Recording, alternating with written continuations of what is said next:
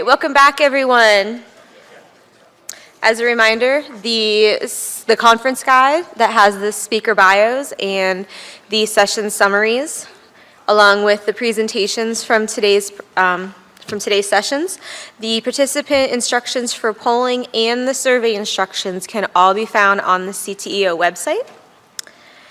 And I have another practice poll for you. We can make sure that no one got disconnected from their polling. Which superpower would you like to have? Mind reading, invisibility, teleportation, flying, or I already have a superpower. I would assume those are the people that have middle schoolers at home.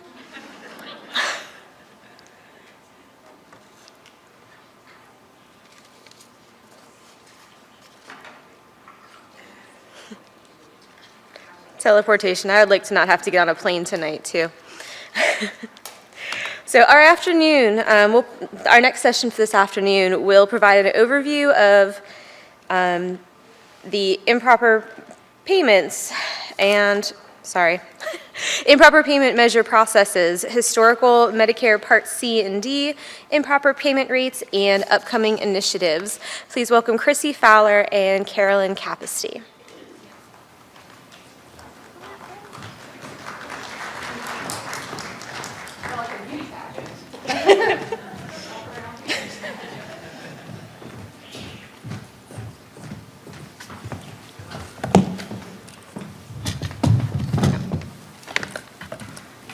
Thank you so much, Kristen, for the introduction.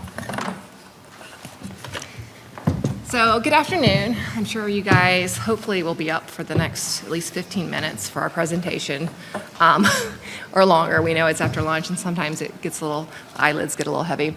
But most of all, we just want to thank Sam for inviting us this year to this conference. I think it's actually the first year that we've actually presented on improper payment measurements, specifically for Medicare Part C and D here at CMS. So just to start off, I'm Chrissy Fowler. I am the group director for the Payment Accuracy and Reporting Group. I report to the Office of Financial Management. And Carolyn Capasty, it took me probably 2 weeks to get her name correct and pronouncing it. But so Carolyn just joined our team probably, 3 or 4 months ago? Joined our team from the Center for Program Integrity, and Carolyn has extensive knowledge and experience with the improper payment measurements for Medicare Part C and D, so I'm super excited to have her on my team within OFM. Here, I'll go ahead and give you the clicker. Okay. So today we're kind of going to give you an overview of improper payments for Part C and D within OFM. So again, we're the Payment Accuracy and Reporting Group. And so we're going to talk about the process for the improper payment measurement for Medicare Part C and Part D, and then looking ahead and some future modernization that we plan on doing to the improper payment measurements. So as I mentioned, we're Payment Accuracy and Reporting Group is within OFM. And we oversee the Medicare Fee-for-Service Improper Payment Measurement. It's called the Comprehensive Error Rate Testing Program, the CERT program. And then we also oversee the Medicaid and CHIP Improper Payment Measurements. We call it the PERM program. And then we're currently in the process of developing the Exchange Improper Payment Measurement program for the federally facilitated exchanges and the state-based exchanges. And that is currently under development, and we're hoping to have our first improper payment measurements out on the exchanges in 2021. And then most recently, we have taken on the work for the Medicare Part C and Part D improper payments. So like I said, as I mentioned earlier, previously, the Medicare Part C and D improper payment measurements were conducted by the Center for Medicare, the Medicare Plan Payment Group. And it just recently transferred over to our group this year, and we've been transitioning the workload roughly between May of this year to August. And so now the Payment Accuracy and Reporting Group, we call ourselves PARG, are responsible for all improper payment measurements, which makes sense. It creates efficiencies and consistencies across all improper payment measurement programs. So the question is, why do we measure improper payments? So there's a law out there, statutory requirement. It's the Improper Payment Information Act of 2002. It's been amended twice, as you can see here. And then it has implementing guidance that OMB gives for agencies to actually measure, and that's the OMB A123 Appendix C. So the law requires agencies to annually review their programs that they administer to see if, one, they're at risk for significant improper payments, and if they are, report those improper payments, those estimated improper payments, annually to Congress and the public. And the venue that we usually do this is the Department of Health and Human Services Agency Financial Report. And in that, we're supposed to not only report the improper payments and root causes, but we're also required to describe or talk about the actions the agency is taking to mitigate such payment vulnerabilities. So what is an improper payment? And this comes specifically from the statute. They're payments that shouldn't have been made, or they were made in the incorrect amount. So they can include both over and under payments. So it's the gross amount that we report, not the net amount. So it's payments for ineligible recipients, ineligible services, duplicate payments, payments for services not received, payments for incorrect amounts. And keep in mind, when we're measuring the improper payments really represent government payments that do not meet the statutory, regulatory, or administrative or other legally binding or applicable payment requirements. So not all improper payments represent, expenses that shouldn't have gone out the door. They could be for technical reasons. So we just want to make sure that's clear.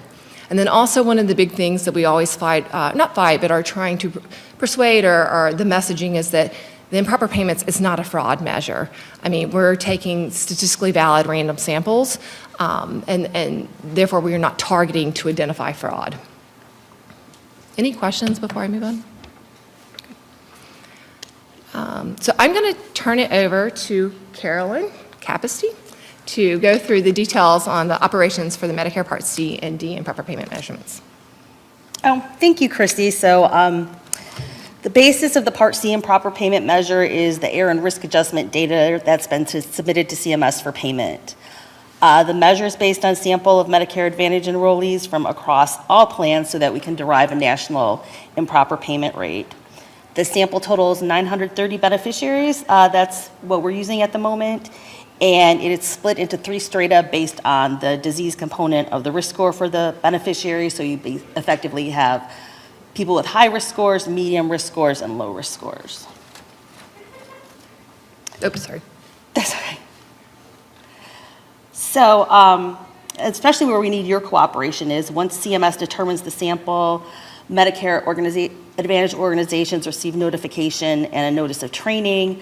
You'll get a list of the enrollees selected from your plans, and you'll be asked to provide medical records to support the payments they receive from CMS. And we want to emphasize it's very important that you respond to the request, that the policy officials in our counterpart CM are really looking at response rates and non-response as a measure to possibly change policy.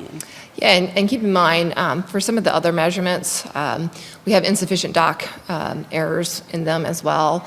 And a lot of them, for example, for Medicaid and CHIP, are related to eligibility verifications. And so the agency has been looking at their policies regarding documentation requirements. And so that's kind of stuff that the agency looks at from our data standpoint. Is like, do we need to strengthen those requirements? And so that's something that is very important to make sure that the organizations actually submit the documentation in. So the medical records that you submit should support the CMS HCCs that the plan received payment for. And the validation is aggregated to the CMS HCC, not the diagnosis level. So if you receive payment for a diabetes HCC, any corresponding diagnosis that maps to that will be accepted as validation. Once CMS completes review of the medical records, we recalculate the risk score. So you have your risk score that you were paid on, then you have a revised risk score based on medical record review, and the difference is an enrollee level improper payment amount. Many times that amount will be 0, showing that the diagnosis could be validated. After we get that amount for the sample, we then extrapolate it up to the population level. This diagram just expands on the steps in the sample, and you can see the measurement process.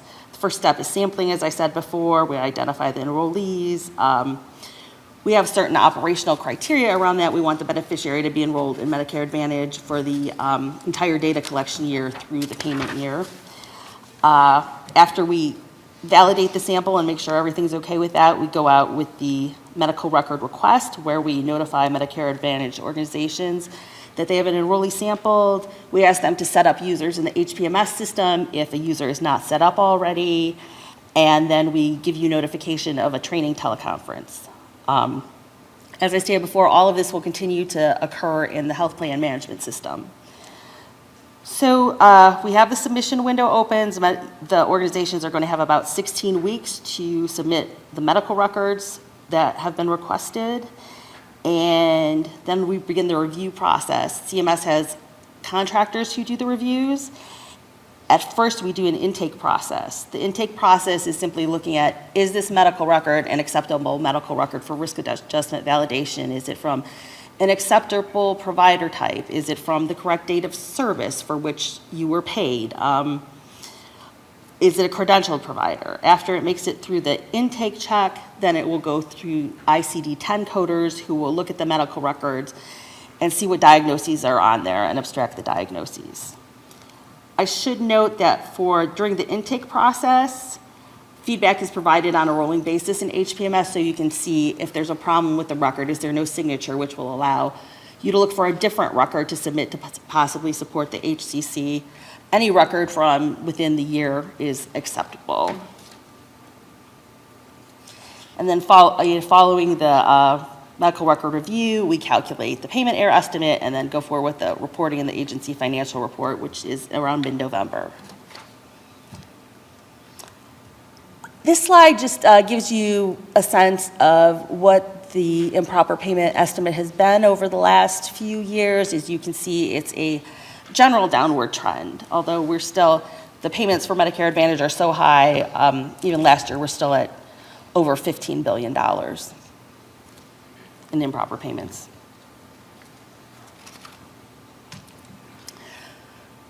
So now, we also do the Part D improper payment measure, which is based on errors in PDE data. It's also referred to as PEP-V, which stands for Payment Error Related to PDE Validation.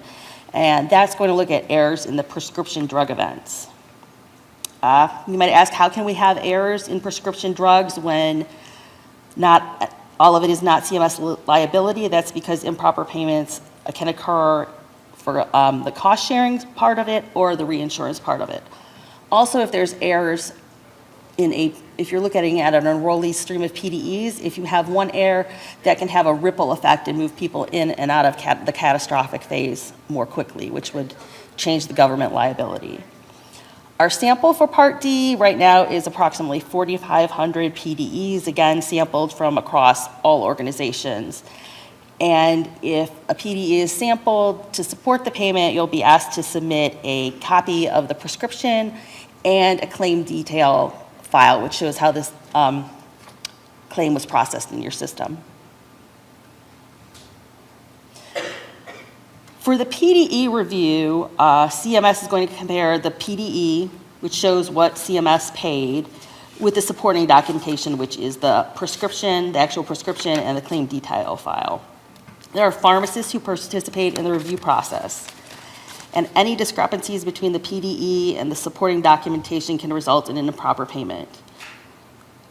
The payment error is based on the gross drug cost, calculating gross drug cost error, and comparing that, again, was on the PDE with what's supported in the claim detail file and the prescription. To get to the improper payment estimate for the program, the results from the PDE review are imputed. We do a simulation thousands of times and run it through enrollee files to get a revised PDE stream to when you get an enrollee level error, then extrapolate it up to the population.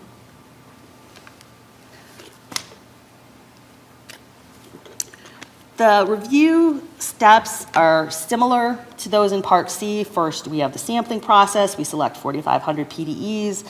And this is also a stratified sample. It's based on certain characteristics of the PDE. Is it for a low-income beneficiary? Is it from a long-term care facility? Sponsors are notified of selection. We hold a training, and the submission window begins in HPMS. Similar to Part C, there's a preliminary review that happens. It's called an element check, just basically checking are the data elements that we requested there in the claim detail file. Next, it moves on to the clinician review, where we have pharmacists who actually review the prescriptions and compare that to the information in the PDE. Based on the comparison of these documents, there's a recalculation of the gross drug costs, the components that make that up, ingredient cost, dispensing fee, vaccine administration fee. And if there's a difference, that is what the error is. Again, that's extrapolated up to the population, and on November 15th, around November 15th, that amount is reported in the agency financial report. On this slide, that gives you a sense of what the Part D improper payment measure has been for the last few years. Just want to note that at one time there were several components in the D measure. Now measuring the main source of error and the main component, which is related to PDE submission. Want to give you all a sense of what to expect. Just looking ahead, we've created preliminary timelines for both measures, and we expect notification to occur very early next year. There'll be the training teleconferences, and then the submission window will open. We expect this to occur in the first quarter of next year. And again, we'll continue to use the HPMS system. So as I mentioned earlier, we have some modernization and some changes that we're going to be incorporating in the Medicare Part C and D since it's coming over to the OFM team here. And a lot of the modernizations we're doing is we're trying to streamline the measurement to be similar where applicable to other measurements that we have here at CMS. So changes for this year. So we have modified the contracts to have the review contractors to actually provide the training for 2020 instead of having a separate review contractor to actually go out there and train. They're the ones that know what they need and know how best to train the organizations and plans on what to submit. So Rely will be the Part C training and review contractor, and Booz Allen Hamilton for Part D. Another change that we're making this year is instead of having two separate medical review contractors for the Part C program, we're having one contractor, and it'll reduce the coding reviews from 4 down to 2. But we still will have the level of integrity and accuracy checks all within that one medical contractor review. So looking forward, as I talked about, Carolyn came up with this great word of modernizing the Medicare Part C and D, and it stuck.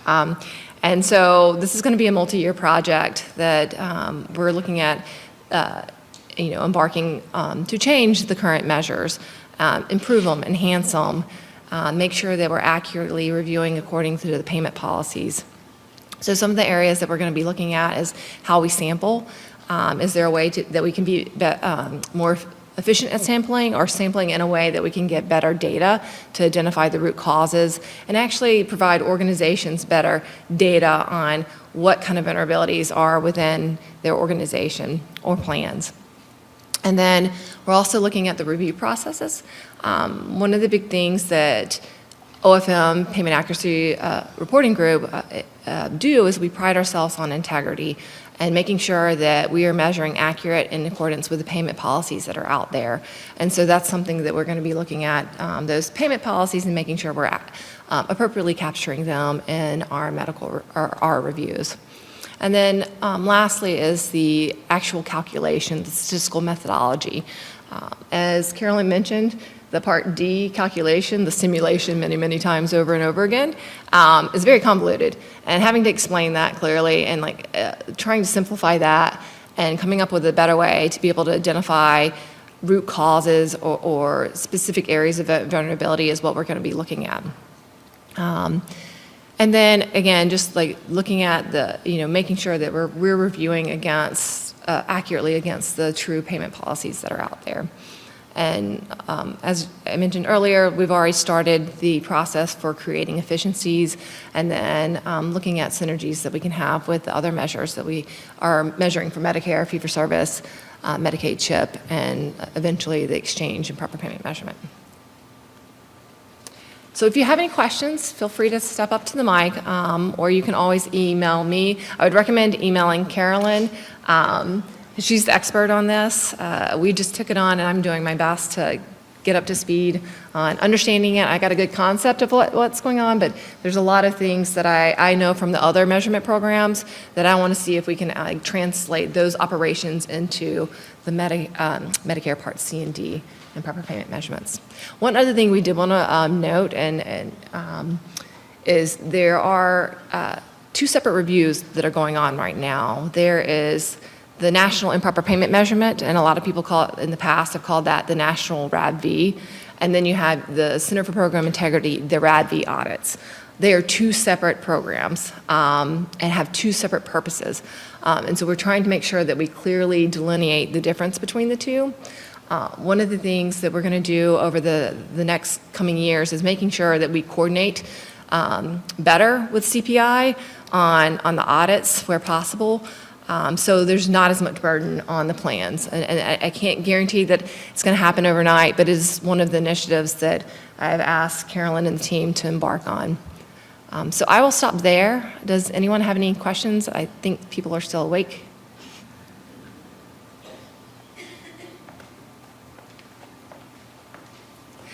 I do have a few that have been submitted.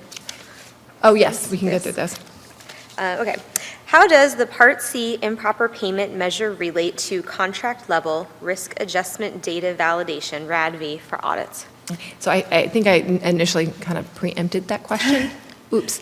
But I'll let Carolyn give you guys a little bit more detail on that. No, Chrissy covered that earlier. So it's separate activities conducted in separate areas of the agency.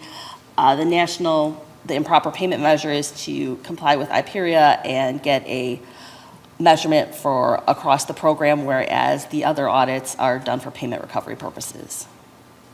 Okay. And encounter data is used in the Part C measure? It's used as data that you submit to the risk adjustment processing system would be used because it's a source of diagnoses for which a plan received payment. Those medical records will be audited. The entire payment is audited. And then how can plans partner with CMS in the measurement process? That's a really great question. Just encourage you to respond to the audits as we talked about earlier, attend the trainings, attend the teleconference, and please, if you have any questions, shout out, ask questions. Okay. With no questions from our audience, thank you so much, Chrissy and Carolyn. Thank We you really all for having appreciate us. Have a wonderful afternoon.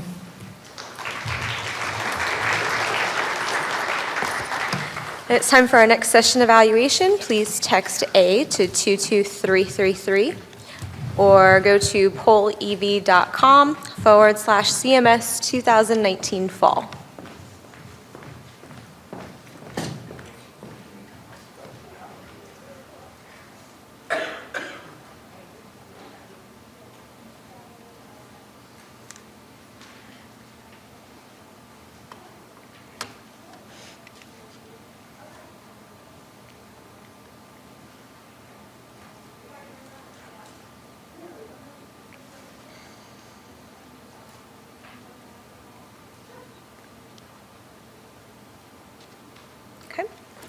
And now to provide an overview of the OFA and corrective action plan processes, the best practices for audited plans to enhance the audit experience, please welcome Frank Chartier, sorry.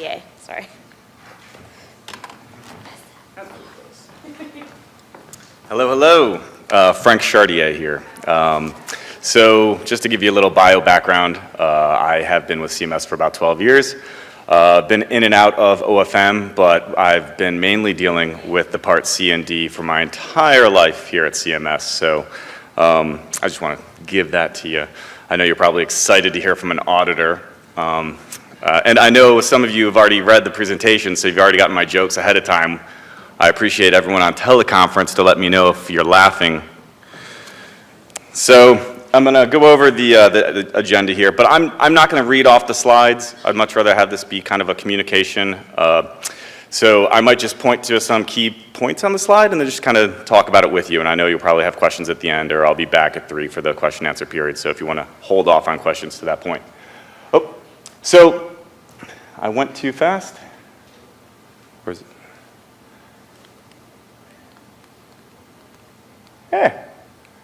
Okay, so the agenda. So we're going to go over OFM's vision and mission. It's also going to include oh, hey, Javi. Wow, my whole team's here. This is great support.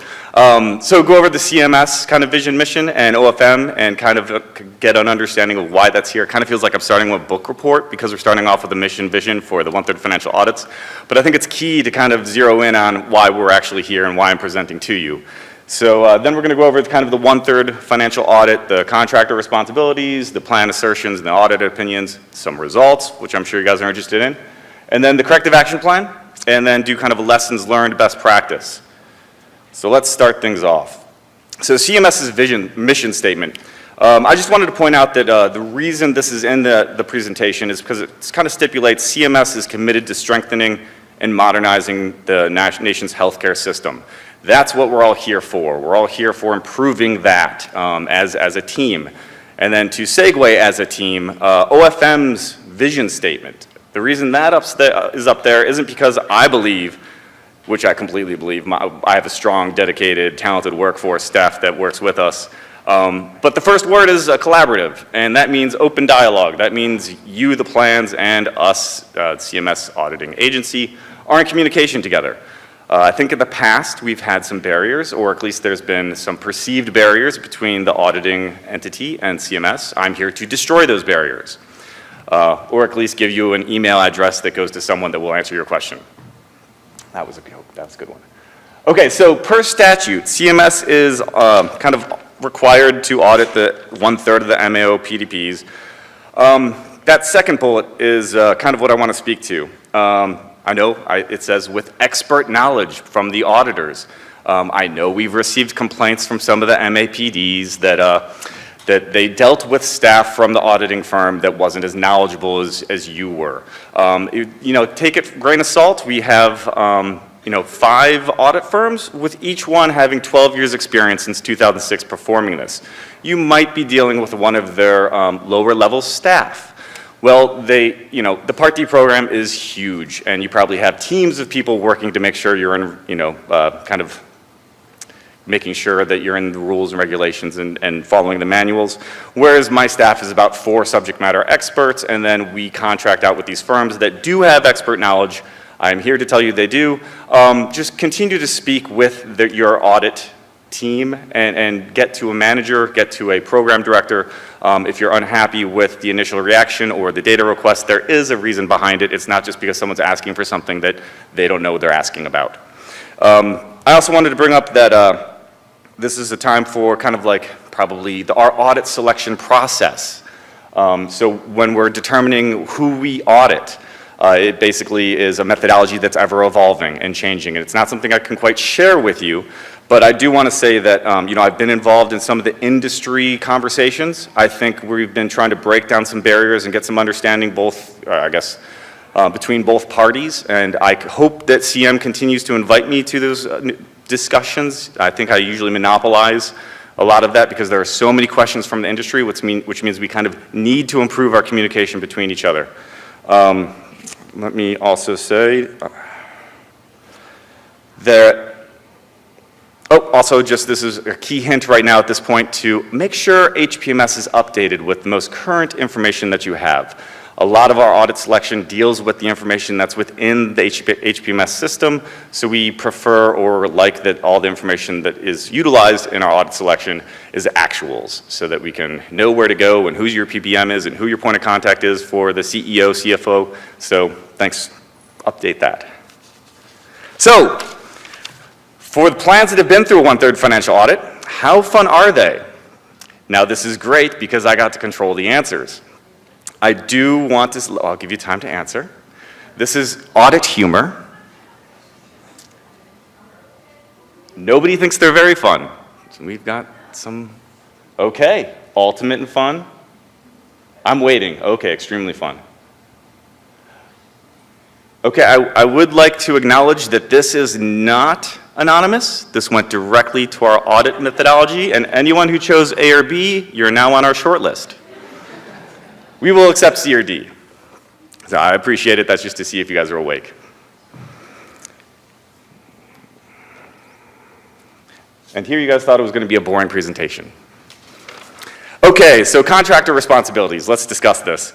I think there's a misconception that CMS is somehow involved or acts as in a capacity that just that these contractors are an extension of us or an arm of us. That is incorrect. While they are our partners, they are offering their independent opinion on the materiality and so they are the ones that control the kind of materiality of the findings. We do have or provide some guidance related to the sample selection. The reason that is because if you think of financial audit, we get some input that says, why are you looking at this? This would, even if everything in it were material, it would still be immaterial in the whole scope of our financials. I'll tell you why. Because as the agency, we are really out for protecting the beneficiary and the program. And some of those financials have an impact on the beneficiary. And while it wouldn't raise to the level of materiality for the audit per se, it is information that CMS needs to know that the program is the best program it can be and that we're protecting the beneficiary as to the best amount we could possibly protect them to and improve and evolve our audit procedures based around that conception. So we do provide support, and that's sometimes when you bring something to our attention, we don't know everything, and we have CM and OACT and a whole bunch of other parties that we communicate with when there's a question that arises. So we offer SME support to our contractors when there's an area of gray that we can't really discuss or we can't answer right on the phone. So I just wanted you guys to know that it's a whole team here at CMS. You're not just dealing with the audit contractors, you're dealing with audit contractors, OFM, CM, OACT, and anyone else that we need to bring to the conversation to get those gray areas sorted out. So the next one is, sorry, I was behind one. Someone should have shouted. Okay. So what is this? These are the opinions that the management assertion is over. I'm basically giving you the, if I was a professor, this is what the midterm's on. These are the 4 areas where we are going to look at. PDE, DIR, making sure they're fairly stated. The base year experience is fairly stated, that you have the internal controls to make payments over cash disbursements and benefits provided, and then that you're solvent.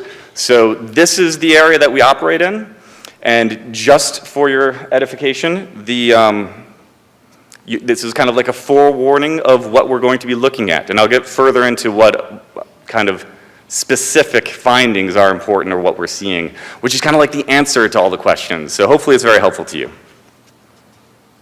Okay, this is a question. Everyone, I see everyone kind of. I have very easy questions. Almost everyone passes except for that A and B from the first time.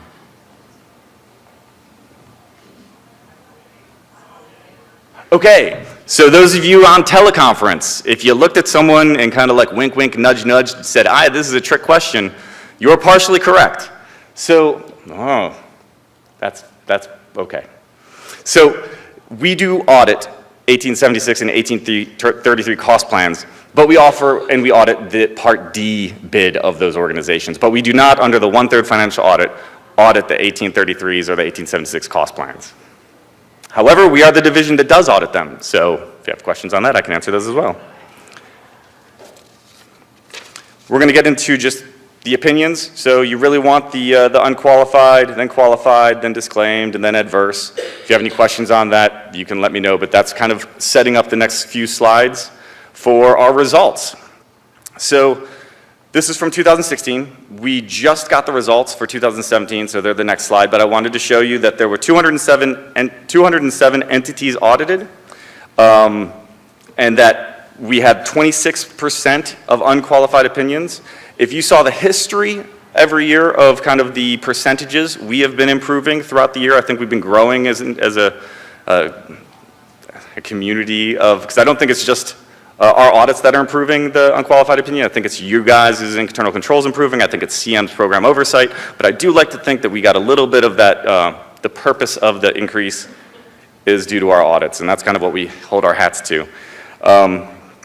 So it's a team effort. And as you see, we did 218 audits in contract year 2007. And in 2018, we're going to be doing around 185, 186. So why the drastic decrease, you ask? Yay. We'll be auditing less entities, so I think that's a huge industry burdening, less burdensome to the industry.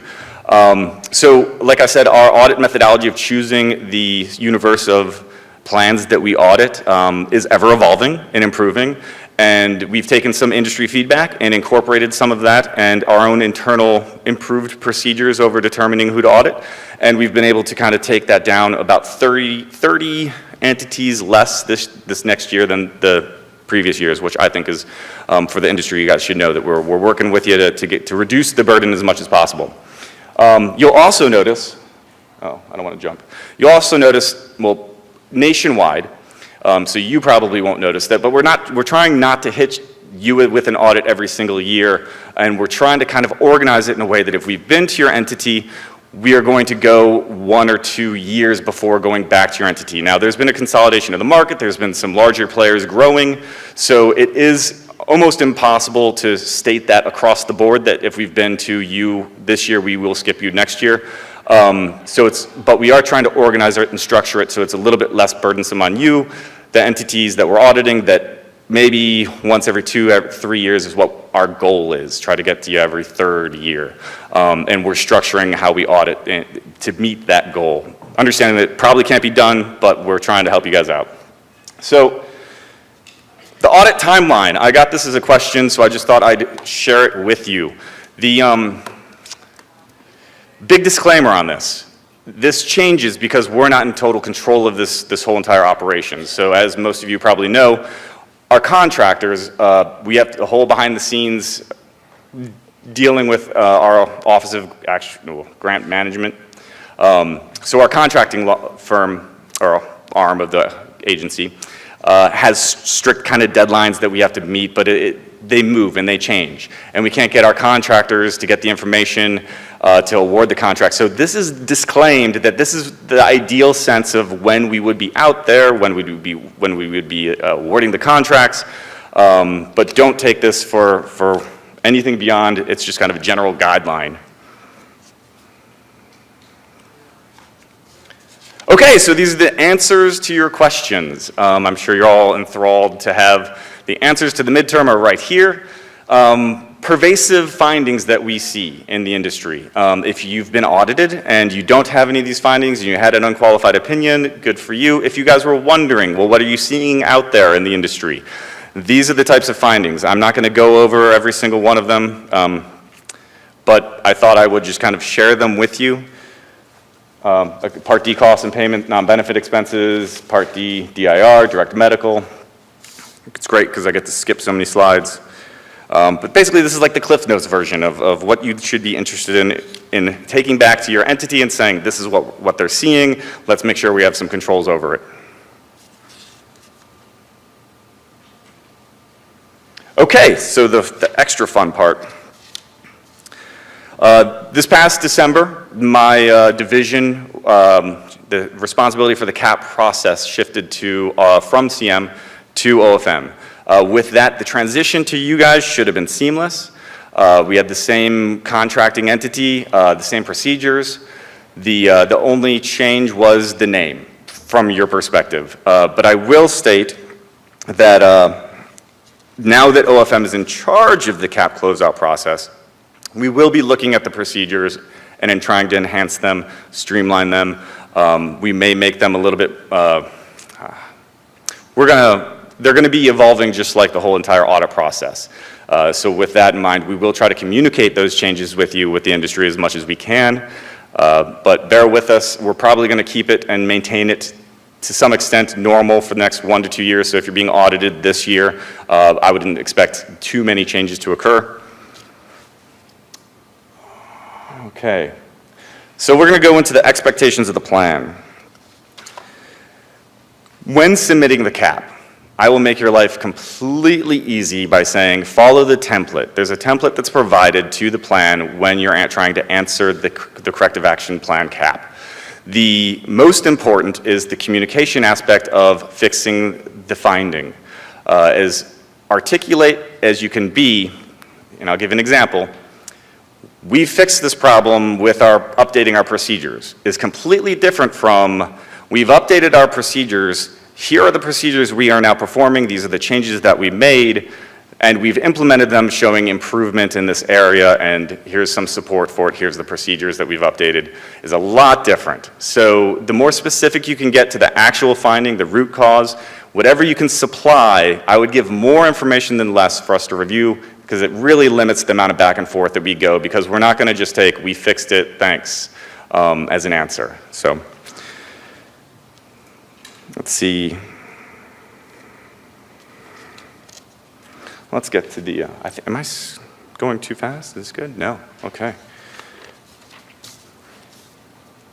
Oh. Lessons learned, best practice. Okay, so kind of the theme for my discussion has been open communication, removing the veil. So what does that mean to the industry?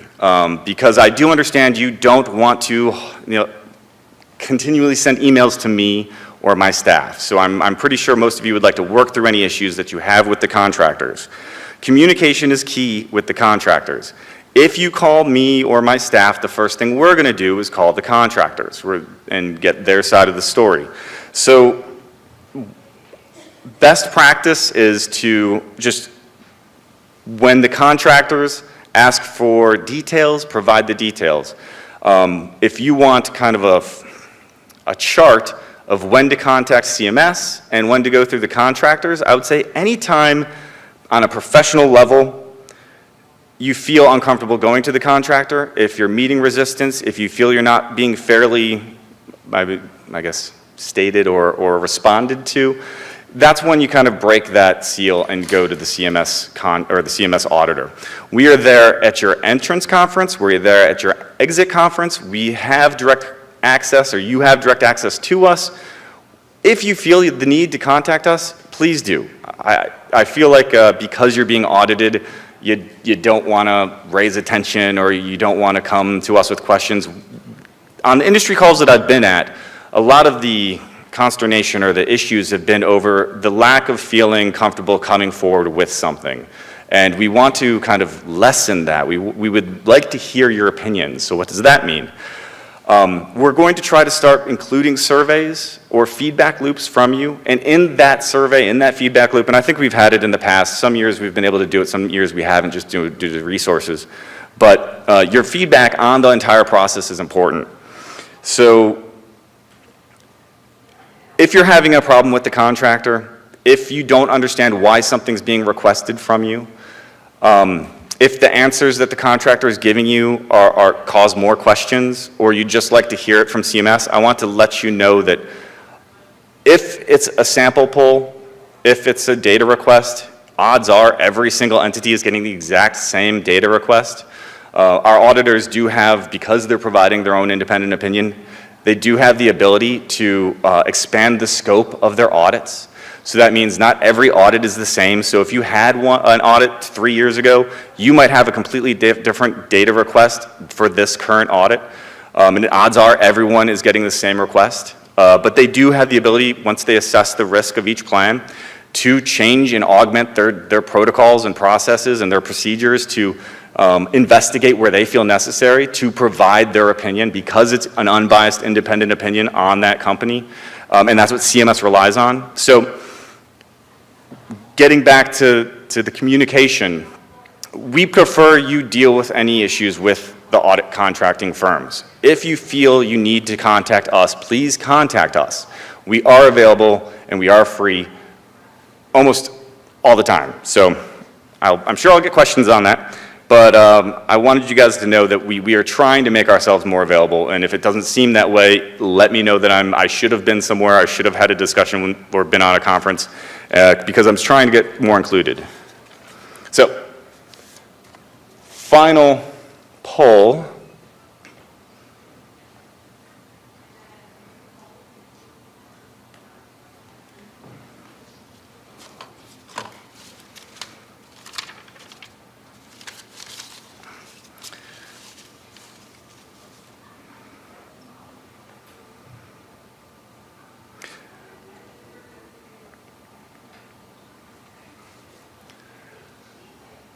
So this was a great poll, and the reason this was a great poll, and it's kind of completely different from my first fun poll, is that you want to reach the right people when you have a question. And I get tons of questions on everything but the 1/3 financial audit, and then your questions go to the regional office or they go to CM somewhere in the planned payment group or something, and you don't know where to go. So we try to provide our contact information and our email address at the end. You don't even have to read the paper first. Just look at the very bottom of the page of whatever was sent to you. That's where you can contact us. We have a completely different email address than the program audits or anyone else within CM or CMS. So I highly stress that in any communication from myself or my team, that is where look at the bottom and email that address, and you'll get a response within days, hours, days, almost immediately, because we continually look at that email address. So that would be false. It is different, or how is it phrased? Yes. Okay, so just to let you know, I offered my own email in here, but the CTEO team took it out, so I can't take. But I throw them under the bus. But so this is where you would contact us. And at this point, I'm not sure. Do we have any questions? If you don't have any questions now, maybe I don't have to come later today. Maybe the team. Yes. No questions.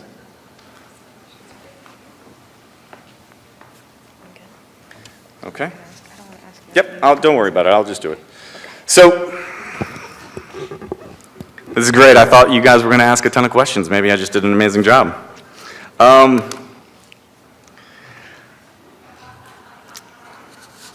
So some of the submitted questions that I kind of answered before this presentation. We have found that CPA firms that OFM selects for audits generally employ staff unfamiliar with the Part D program, requiring significant time on the part of the plans to explain how Part D works. So I do want to reiterate, each audit firm has 12 years experience, and they operate many teams, and they have to hire staff to do that. And the Part D plan is ever evolving and extremely, there's a lot going on. So we can't be perfect. Maybe one person doesn't know as much as you do. I get that. But we are a team, and it is an audit team, and it is an audit firm with tons of experience. So if you're asking a question or explaining how Part D works, I give you two responses. First response is to take it back and let us know that you're frustrated or there's a concern with one of the audit firms, because we do want to hear that, and it probably will be included on the survey. The second thing is try to work with that employee, that staff member, and ask for any management. If they're trying to explain how Part D works, maybe it's just that section that they're asking, on. They might have a directive to say, hey, make sure you're looking into this sample, and you're probably like, why are they looking at this sample? This has nothing to do with our bid. This has nothing to do with our PDEs. And asking that person who's just out there asking you for a sample. So work with whoever you feel is not as well versed in the Part D. But also we do, CMS being we do want to know when you're having troubles with contractors. And we do hear you, and you are frustrated at some times, but I want to assure you that each firm has 12 years experience and almost the exact same faces are on the same staff training those people that are auditing you. So if that gives you any help in understanding that. The second question.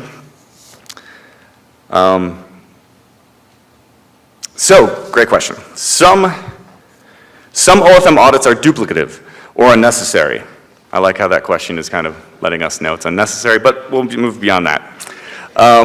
Can CMS consider reducing the scope of audits? So this is something I think I had in my presentation, but I didn't discuss. I think our 1/3 financial audits are completely the most amenable audits that CMS kind of offers.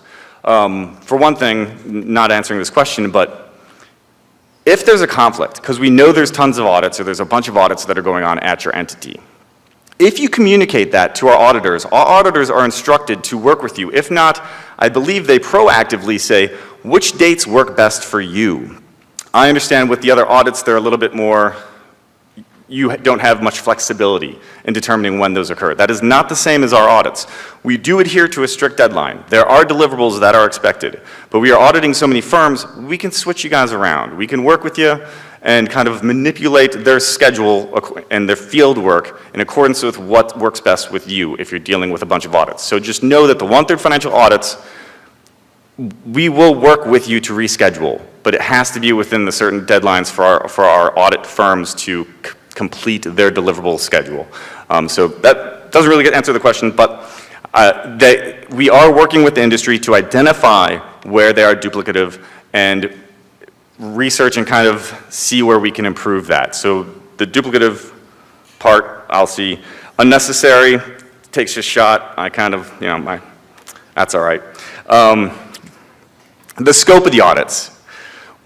I wanted to kind of let you guys know or state that the scope of the audits, I think I hit on, there are segments that may be immaterial when looking at your entity as a whole and your financials as a whole. Again, some of the data requests are specifically due to CMS wanting some level of oversight to make sure the beneficiaries are protected and the program's operating the way it should. So we are looking, and we have every year evaluated the audit protocols, and I think you'll see this year is going to be different from last year, and this year is probably going to be completely different from next year. But there was an increase in burden on the plans, specifically the medical record request to support PDEs. That's been removed this year from the audit. We like assessing the risk of the program, identifying where we can improve, and making those improvements if it makes sense to the betterment of the program. So that's kind of the audit scope, I think, that you're hinting to. So, okay, yes, question. Hi there. I'm Christina Rockwell with Anthem. Thank you so much for giving that update on the future planned audit volume. We really appreciate that. My question is, what is the timing for the 2018 notices that plans can expect? So we were, so we were extremely delayed due to our contracting issues this year. And we didn't get a lot of the notifications out for this year. I'm not sure if that's the exact same contracting year that you're discussing, but if you're going to be audited from September, October of this year to September, October of next year in 2020, those notifications have been sent out. However, we have had systematic issues that we're identifying and fixing. So it was delayed because usually we get them out in August, September timeframe, and this year we didn't even get the contract awarded until very end of September, so we didn't even have that prepared. So we are delayed this year, and they should be either, a lot of them I think went out, but we did identify a systematic issue that we're going to look into and resend if possible or needed. But if you were reached out to by an audit firm, chances are you were selected by an audit and you didn't get the pre-populated kind of HPMS memo from me. So Great. Thank you. that's it. That's great. I think I'm done. Okay. Okay. Thank you.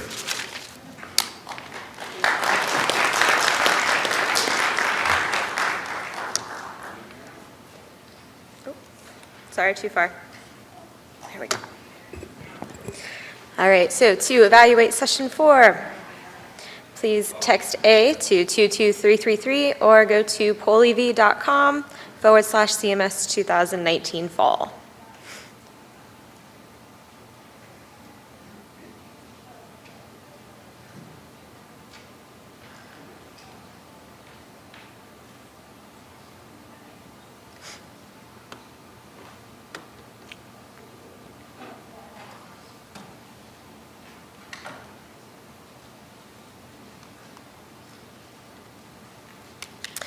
Our next session will focus on the recent release of the Communications Accessibility Best Practices for Individuals and Disabilities, including a panel discussion on strategies for effectively communicating with individuals with disabilities. Please welcome Kim Snowden, Malia Jensen, Kara Ringer, Rosie Kirshner, and Sean O'Reilly.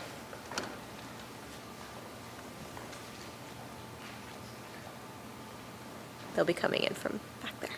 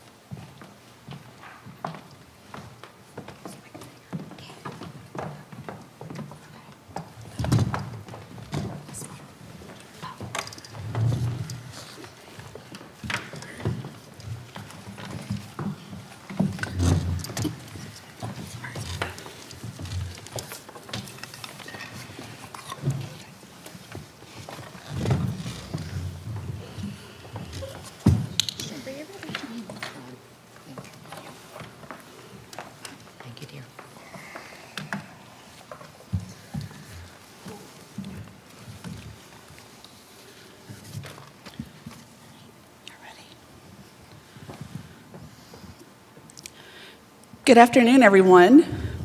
My name is Malia Jensen, and I am with the Customer Accessibility Resource staff here at the Centers for Medicare and Medicaid Services. I have with me my director, Kim Snowden, and we are excited to be here this afternoon, and we are also excited to have some partners of ours joining us on stage, and you'll get to hear more about them in a couple of minutes. Section 504 has been around, as many of you may know, since 1973. CMS thought that we were doing a good job of being compliant, and it was brought to our attention that we had some improvements to make, and that is when CARS, as we are known, or the Customer Accessibility Resource Staff, was stood up in 2016. We started meeting with components here at CMS, and we got a lot of pushback. There was a lot of concern about what was it going to cost, was it going to be hard, and were these components going to be left high and dry to do all of this alone? I'm happy to say that today, after working with our partners and showing them that this was, in fact, a collaborative effort across the entire CMS enterprise, that CMS is in an excellent space. Earlier this fall, we had strategic conversations with the plans to talk about how they get accessible materials to their participants. And that is what this panel discussion this afternoon came out of. We believe that peer-to-peer learning is important, and so we wanted to give you the opportunity to hear from other plans, to hear what they're doing to serve their beneficiaries who need accessible communications and what they've learned along the way. And now, to introduce our panelists and get our discussion started, I'm going to turn it over to Kim Snowden. Thanks, Malia. Hi, everybody. I am Kim Snowden. I'm the Director of the Customer Accessibility Resource Staff, and I'm super excited to be here today. As well, I'm super excited to have some panelists joining us from plan organizations who have gratefully given us their wonderful time to have a fantastic discussion about accessible communications and what they're doing within their organization.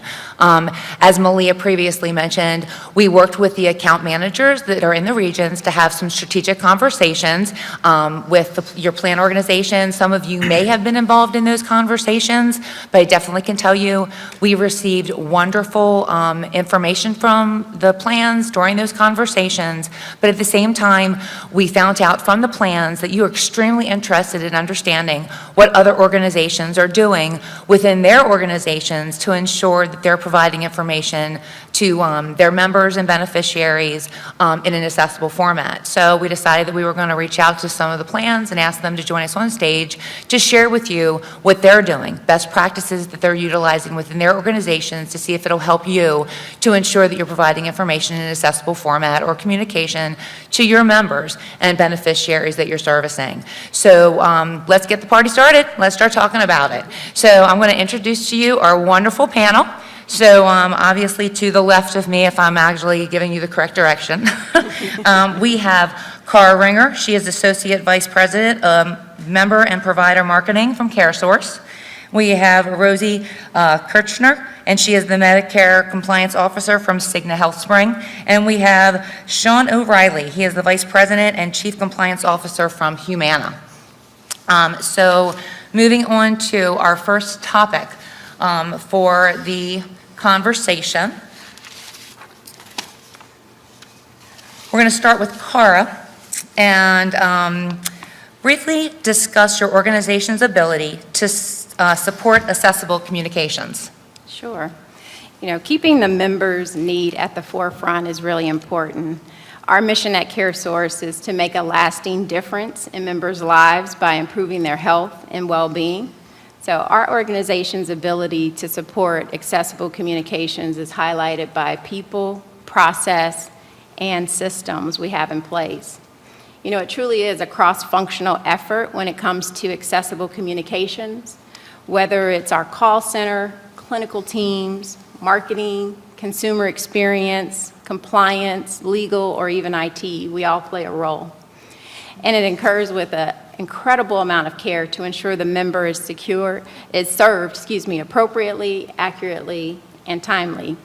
The how-to and the rules of engagement, so to speak, are depicted in our processes, such as receiving and fulfilling requests for communications in an accessible format. At no cost to the member, all reasonable assistance is offered for oral interpretation or oral translation services, sign language assistance, access to toll-free numbers with TTY and interpreter capability, just to name a few. Appropriate measures are taken to ensure that individuals with disabilities and individuals with limited English proficiency are provided auxiliary aids and services, language assistance services, or documents in accessible formats. You know, our processes are reinforced by our corporate policies and procedures. Some examples include our non-discrimination and language assistance, safeguarding the accuracy of our marketing materials, as well as material development for non-English speaking and special needs populations, or electronic delivery of materials. You know, some of these policies and procedures were established to help us meet requirements, while others originated from identified gaps or to address opportunities for improvement. And lastly, our systems really help with intake, member communication preference capture, as well as communication fulfillment. Wonderful. Thanks, Cara. So, Rosie, do you have anything to share on that topic? Pretty much similar to what Cara's organization does. We really put the member at the center of all of our interactions, and we know it's not a one-size-fits-all approach, right?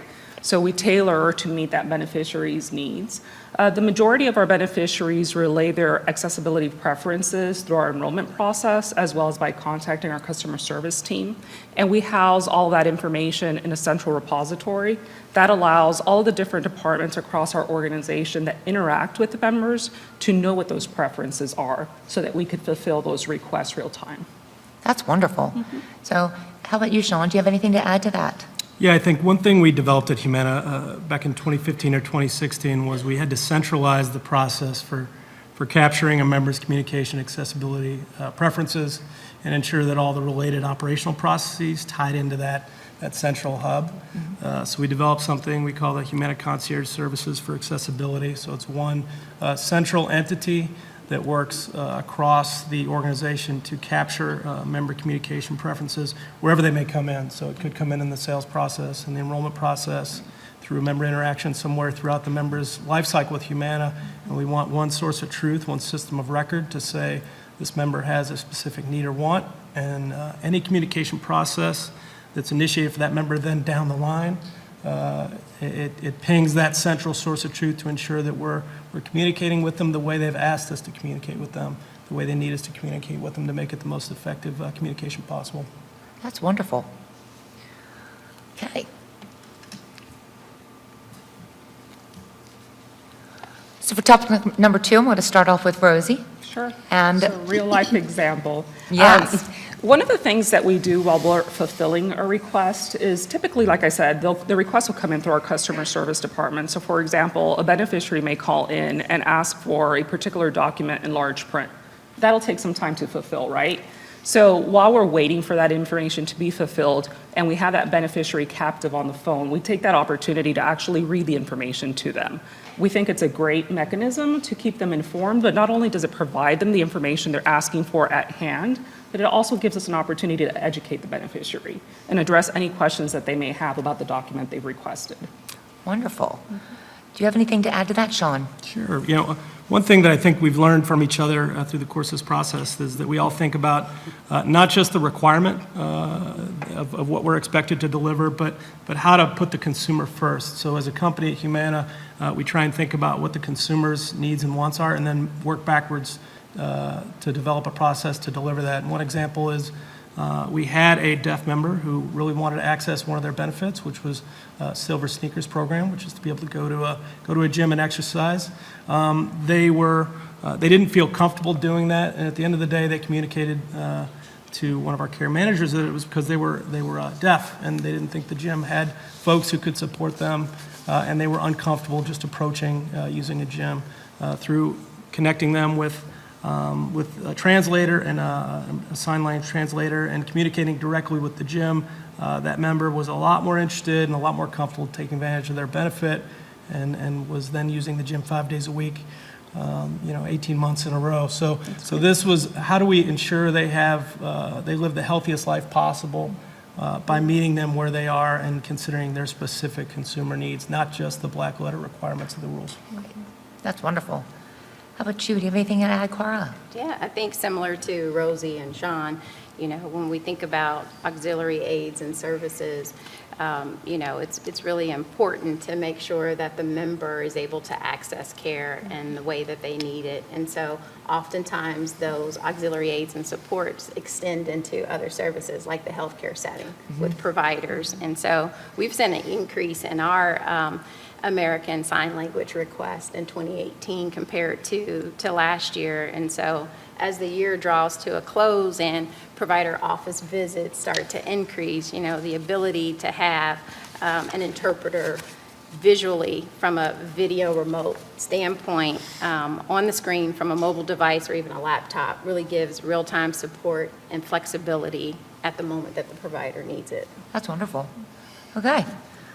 So moving on to our next topic, discuss strategies and tools your organization uses to measure the success of its accessibility communications program. I'm going to pick on you this time, Sean. Sure, yeah. Like a lot of organizations, we spend some time thinking about monitoring and ensuring we have adequate controls across 3 lines of defense. It's terminology a lot of us use. In the case of communications accessibility, the concierge service for accessibility we think of as that first line operation. They track metrics around how many requests we receive for communications in Braille and how timely we respond and how many of those are followed through to the end. And they track those through a central source system and have dashboards and reporting. So we think that's effective. As a second line organization in compliance, we have the ability to text mine complaints and CTM data to look for signs that we've got members who are not being communicated with effectively, which may be an accessibility issue.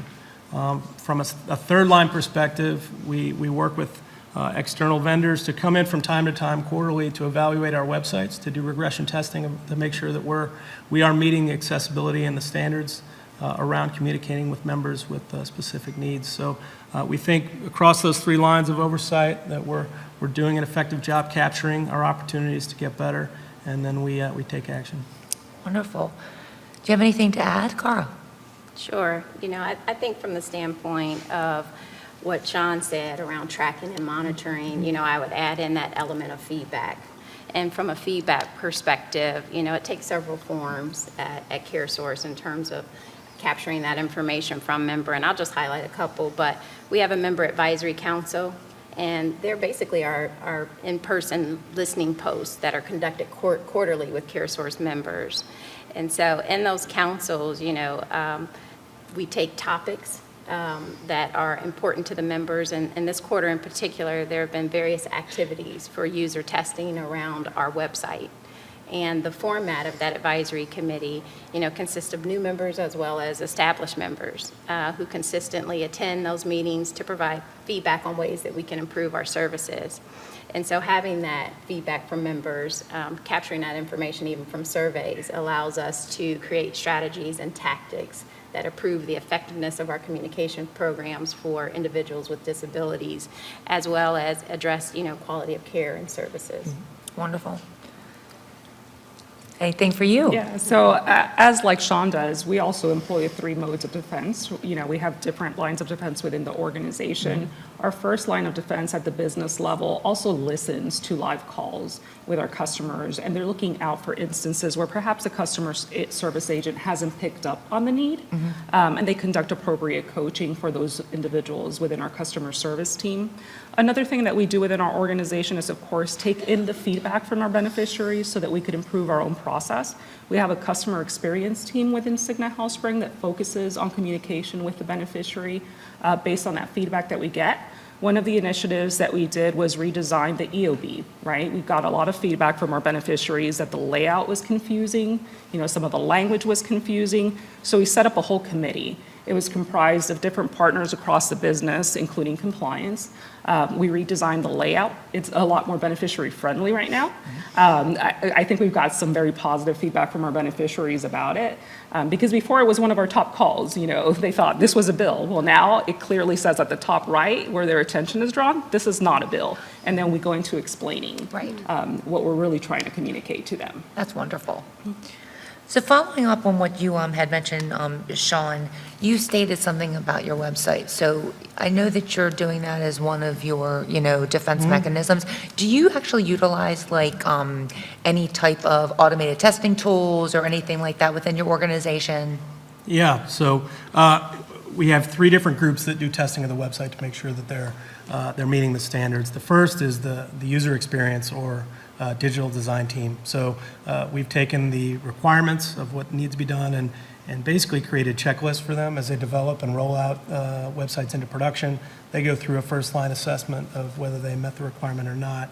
At the second line, the concierge service does random testing of the websites on an unplanned basis when they're in production. And then where they have findings, they work with the operations to correct them. And then at the third line level, we work with the vendor, Level Access is their name, who does quarterly regression testing. So that's how we've approached it operationally. And it's given us a good feedback of where we have opportunities to improve. That's wonderful. So I see you shaking your head. Are you doing something similar over there too, Very Rosie? similar, and we also use a vendor solution that conducts a sweep of our websites to make sure that we're 508 compliant. Okay. So making sure that the PDFs are searchable, that, font can be enlarged, all of those good things. Okay, same thing on your side, Yeah, I Carl? would just add that our internal teams actually built some custom software, and it's been used for years to actually check every page of our website for Okay. 508 compliance. And that software also fixes tagging issues if it finds any. The tool validates every page upon changes in our content to ensure we're compliant. And then PDFs that are loaded to our website or visible on our website, we use an external vendor to remediate from a 508 perspective. Wonderful, that's great. So just going a little bit off topic, so just adding something more to the conversation. So Rosie, do you have anything that you're doing for your employees as far as trainings? Like, do you have a training program set up? Yeah, so for any of our new hires, it's part of their training at a customer service level. It's also included in their refresher training. And as I mentioned earlier, through our monitoring activities, at times we do find instances where the customer service agent could have serviced the beneficiary a little better. And so we take those opportunities to definitely re-educate our team. Wonderful. So are you doing anything, Carl, on your side for employee training, or? Yeah, I would say very similar. We have simulation training that pretty much every staff member participates in, and they're able to give that real live experience of what the member encounters as part of, their receipt of health care, so. Okay, wonderful. I'm doing something similar also exists within Humana. Yeah, very similar. 1557 ADA, cultural competency is all included in the annual ethics and compliance training. Concierge Service for Accessibility does department-level training. It's required of folks in like the call center and sales that we know we're going to have these sort of member interactions. But then they do ad hoc department-level training throughout the course of the year. And there's also an Inclusion and Diversity Week every year at Humana, and accessibility is one of the key themes and messages of that week. Wonderful. Okay.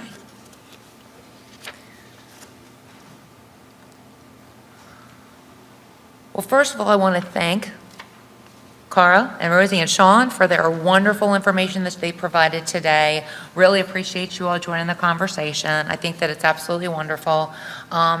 So I also want to mention that while it is the plan's responsibility to make sure that they're meeting this requirement, CMS wants you all to know that we're here to help you address your concerns, talk about anything that you want to talk about when it comes to accessibility, meeting the requirement. If you're having issues, please let us know. We want to keep this conversation going. We want to work with you collaboratively, and we want to do everything that we can with you in partnership to strengthen accessibility communications for individuals with disabilities. I mean, it's the right thing to do, so let's do it. And we want to work with you to make that happen.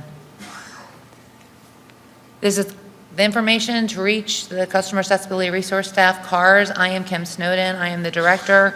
Malia Jensen is on the team, and we're here to support you, and we really, really, really appreciate everything that you all do for us, and we look forward to continuing this conversation. And again, thank you to Carl, Rosie, and Sean. We really appreciate the conversation.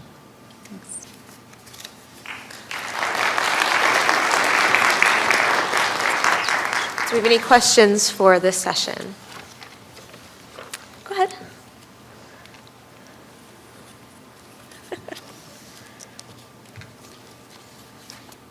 Hi there, I'm Christina Rockwell with Anthem, and first off, thank you so much for putting this panel together. I found it really helpful, and I'm sure my colleagues did as well. The question I wanted to ask today was if you had any best practices for sharing the member preferences information with your FDR.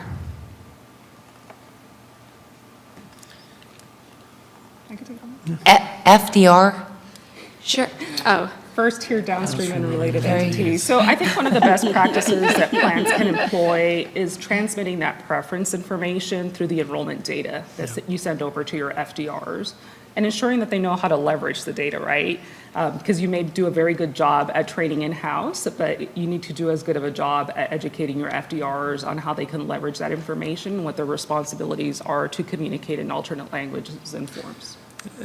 And assessing their ability to actually execute on that, assuming they have the information during your, annual auditing or quarterly auditing of your FDRs is something we've made a priority. Thank you. You're welcome.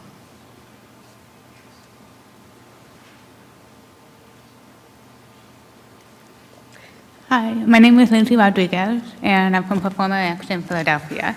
And I guess I was just asking, I know Rosie was talking about, and I think even all of you were really talking about how you take the beneficiary information and you put it in a central place. But how do the beneficiaries get in contact with you in the first place? Do you just take it through customer service calls, or is there a way they can email you to let you know that they have a request or some sort of issue? Yeah, so for us, by various mechanisms, like I mentioned earlier, I don't think it's a one-size-fits-all, but we do get a lot of our requests through customer service. Now, at times it may come in through another interaction. It could be through a case manager, and so we make sure that folks know where to route those requests to. Our enrollment team takes the lead on making sure that that's documented within our system. But everyone that interacts with our beneficiaries within the organization can access that repository to confirm what that preference style is. And sometimes we don't have anything documented because the beneficiary has never shared it. But it could be through an interaction when you're working on a coverage determination or an appeal, and the beneficiary happens to communicate at that point in time what their preference is. So most of our departments have individuals within the department who could communicate in different languages, whether it be verbally or in writing. We tend to do that in areas like appeals, organization determinations, coverage determinations. In some instances, we don't have folks that communicate in that language or alternate form. So we do have a cultural linguistics unit that we leverage within the organization to be able to fulfill those requests. And we agree upon standard times for them to turn that around so that we could treat all of those beneficiaries the same way. I would just add that, when you think of communication preferences, it can extend into email and text. And so even for our members, they can go on to our our member portal, which is a secure login for them, and they can identify their communication preference. I think similar to what Rosie said, first line of defense oftentimes is the call center. And so they're able to share their preference at the point of call. That can happen face-to-face with other, members of the organization, like a sales team or even a care management team as well. One thing we've seen a benefit from is by having one central location where all that information needs to funnel internally, whether it's a sales associate, whether it's a care manager, anyone who gets a sense of a communication preference for a member routes that to one email box, 1-800 number, and then the concierge service outreaches to that member to confirm the information. So we can't assume that the information we got internally or we thought we got was accurate. We want to outreach and say, this is our understanding. Do you want to be communicated with in this way? And then we capture that in the source system. So you got to be flexible to allow yourself to take in that information or even awareness that there may be a communication preference, and then have a process to go out and confirm it. Thank you.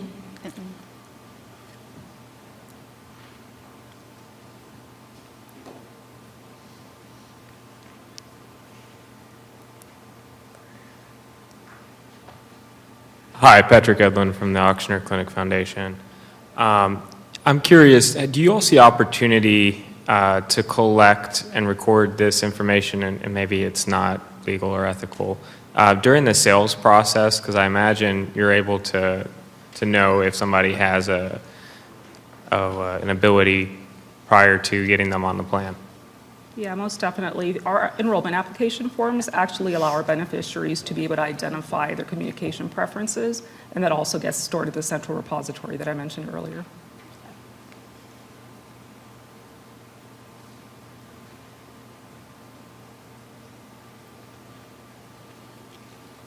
Okay, I think that's all the live questions we have. Thank you so much for your participation, for your session today. Thank you. If you would like to evaluate session 5, please text A to 22333 or go to pollev.com/CMS 2019 fall.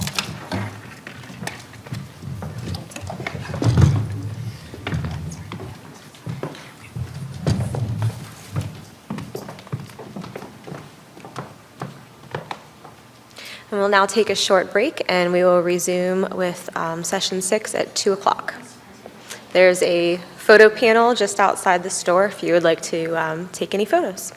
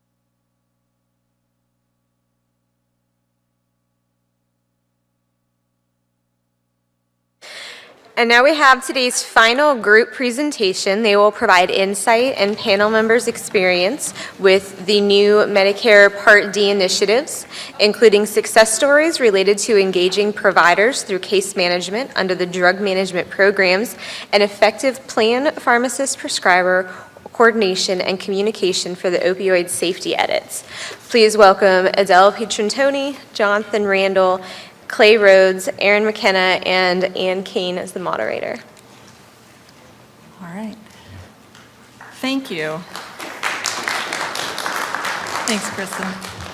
Okay, well, let's get started. This is the last session of the day, so let's talk about opioids. So, Adele, can you click? Thank you. So today we're going to talk about the 2019 Part D safety edits in the drug management program. We're going to talk about innovations and best practices and our outcomes. And we've invited our plans to come and talk to us about their experiences. But first, Adele is going to give us a brief overview of the 2019 Part D safety edit and drug management program. Adele, take it away. Thank you, Ann. Medicare introduced new policies for prescription opioids in the Part D program beginning in January 2019. These policies are driven by the goals of patient safety and improved care coordination. They build on prior policies which have shown demonstrated success at reducing overutilization in Part D with minimal complaint volume. The new policies include improved safety edits when opioid prescriptions are dispensed at the pharmacy. It is common, before a prescription is filled, for Medicare drug plans and pharmacies to routinely perform additional safety reviews, like checking for drug interactions and incorrect dosages. For opioid prescriptions, these safety reviews also include checking for possible unsafe amounts of opioids, the day's supply of a first prescription for opioids, and concurrent use of opioids and benzodiazepines, which are commonly used for anxiety and sleep, which are at increased risk when taken together. In some cases, the Medicare drug plan or pharmacist may need to first talk to the prescriber before the prescription can be filled as part of their review. Medicare drug plans also implement drug management programs to help patients who are at risk for prescription drug abuse. Medicare drug plans work with prescribers through individualized case management to help patients use opioids and benzodiazepines safely through better coordinated care. The program builds on the existing Part D overutilization monitoring system, which began in 2013. If needed, after written notice to the beneficiary, a coverage limitation may be implemented. For example, beneficiaries may be required to get these medications only from certain doctors or pharmacies.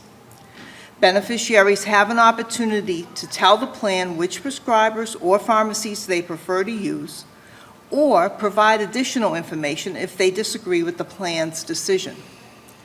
Beneficiaries and their prescribers on their behalf also have the opportunity to appeal these decisions. The purpose of these policies is not to disrupt needed therapies or to force a one-size-fits-all approach or to create unnecessary burden on patients or their doctors. The approach has been refined over time based on feedback from the public, including patients and doctors, to strike a better balance between access and safety controls.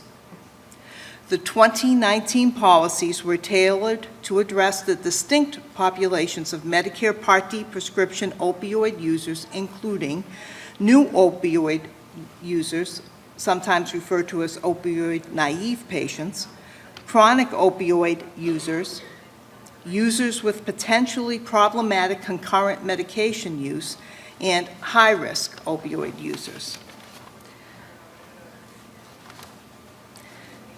These safety edits and drug management programs should not apply to patients with cancer, those in hospice, those who are in palliative or end-of-life care, or those who live in a long-term care facility.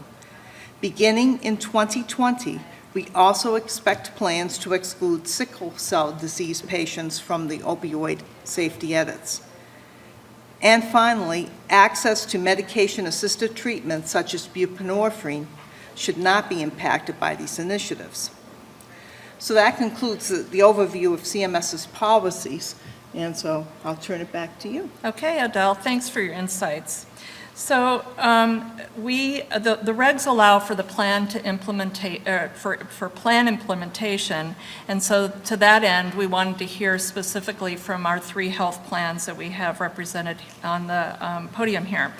So Jonathan from Mutual of Omaha is going to talk about edits and drug management. Clay from Humana will talk about outcomes and pharmacy support, and Aaron from Aetna will talk about patient access.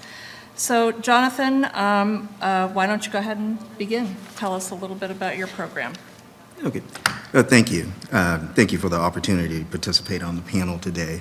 So Mutual Omaha is a new entrant into the MA and PDP industry, and so we're committed to doing our part in aiding our beneficiaries and the industry as a whole, and wanted to thank CMS for the opportunity today to participate, and also wanted to take the time to take my fellow panelists for their collaboration and transparency, because the way we looked at it is simply is more than just rules and regulations and process, but this is also about saving lives and doing our part and collaborating as an industry as a whole. And so these are the edits that we put in place for this year. And so as a new entrant, we didn't have the previous experience or have a drug management program put in place, so we relied upon our PBM, collaboration with our PBM heavily on their previous experience, and utilizing our kind of enterprise customer focus approach to figure out what we could do to meet the regulations, but also have the least amount of disruption to our members' experience. And so this is just a general overview of kind of the collaborative communication team that we put in place, dedicated team of nurses, managers, case managers, physicians, and then also a specialized case management process that was updated in collaboration with our PBM to ensure that we're meeting the requirements for 2019. And then in collaboration with our PBM, detailed reporting that we were able to receive and working with our internal teams and external partners to ensure that we're getting the necessary data to ensure that our patients were being treated properly and that the program was working effectively. All right. Thank you, Jonathan. Clay. So our drug management program is really designed to reduce harm. The beneficiaries are the important piece here. They can certainly have uncontrolled issues with opioids. That's generally the lion's share of the members that come through the analytics for these groups to be evaluated. A lot of these already have other edits in place that Jonathan just kind of went over, so they're already impacted by many of these edits. But no doubt the intent here is to develop a holistic case management approach around these members, so ultimately the goal there is to reduce harm. Okay, thanks. Aaron? So I took a little bit different of approach. My colleagues highlighted really the drug management program, which is, as we shared, really believing as an industry in CMS is such an important part of that holistic care. My focus, I wanted to talk about the new 7-day opioid naive edit and really the implementation of this quality point of sale experience for our members and their pharmacy claims, but also taking into account, it's not just the implementation being ready for the edit, but the proper monitoring that member experience in the early parts of 2019 to make sure that the experience was doing what it was intended. It was for safety. It was not for creating barriers to care in the opioid tolerant patient. So, just highlighting, and I'm sure we all did very similar plan strategies. There was that extensive communication plan, talking with your providers, talking with your pharmacies, certainly having internal staff in those talking to your members to be ready to answer questions and to create that seamless experience. Certainly testing the logic, making sure that you could exclude the opioid tolerant or those with, as Adele had shared, meeting the qualifications to not be considered opioid naive or to be touched by this edit. And also adjusting staffing models. Anytime you do something new, you're going to experience an increase in pharmacy calls, in member calls.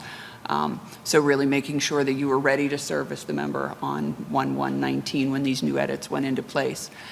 We also talked a lot about monitoring that experience early on to make sure that, number one, the edits were performing as expected, and number two, that we were not seeing those that were opioid tolerant having barriers to care. I'll show you on the next slide in a moment how we did some daily monitoring just to watch that member experience and how that led to us making decisions to do additional communication. So we had these daily reports that we started running on 1/1, looking at those that hit the 7-day edit and what was the end result. Were they getting paid claims? Were they getting 7-day edits? Or for that matter, were they going without a fill at all? We also were talking very closely with our pharmacy partners, really just understanding what was the experience that was happening at the retail pharmacy. And then really in those dialogues realized, we needed to do some additional education and really work more closely with our pharmacy partners. So in this next slide, we really, as I said, we were monitoring how were the claims paying, through what avenues. Was it coverage determination? Was it calls to our pharmacy help line? Was it being filled just for those 7-day edits? Was it some other avenue that allowed the claim to pay versus those that were a walkaway rate? And in those experiences, we were calling and we were learning about the experience. As we said, the goal was not to prevent claim payment. The goal was really to drive that safety. You think about it, 1/1, you have a lot of members that are brand new to you, so you don't know their history. You may not know their medical yet. You may not know, last year with another plan, they were opioid tolerant, and really making sure that our pharmacists felt empowered to provide that information to plans was really a key message, and one that we delivered a lot during the first part of the new year to make sure that they understood, between the state databases, between the fact that while they may have changed insurers, they're going to that same pharmacy, and they have that information to be able to partner with a plan to share that information and make sure the patient could continue their therapy.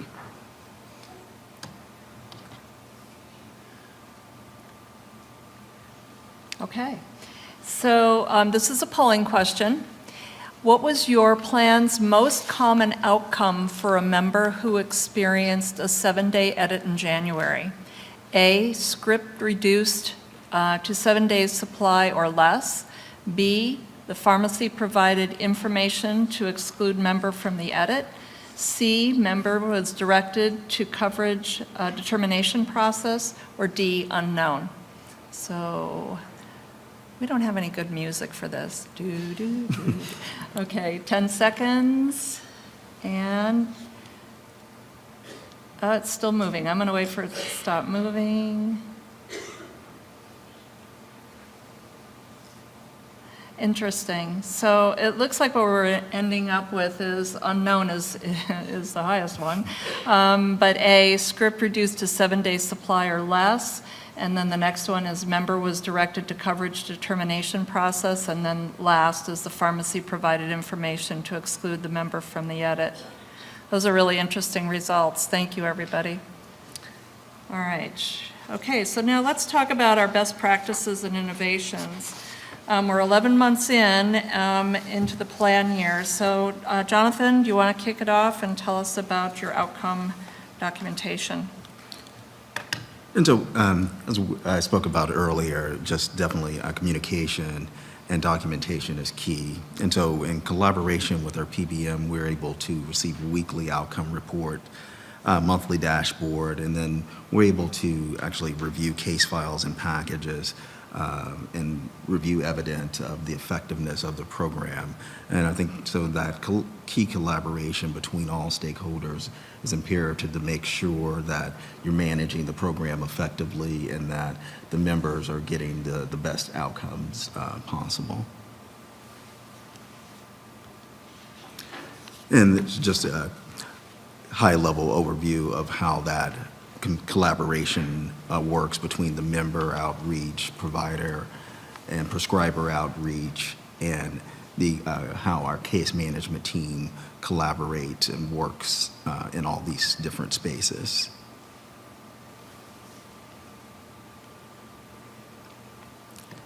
And we had a couple of success stories that I'd like to share with you.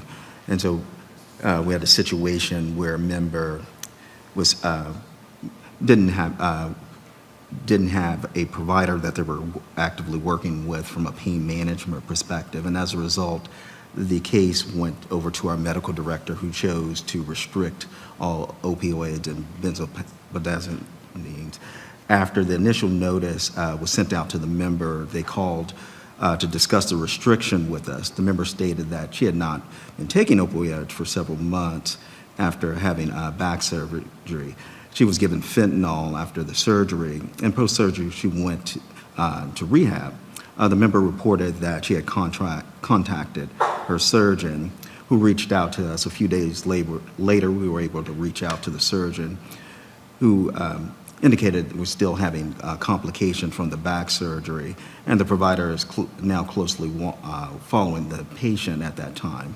The surgeon verified that the member is no longer taking the opioid medication and is currently managing the pain with over-the-counter meds.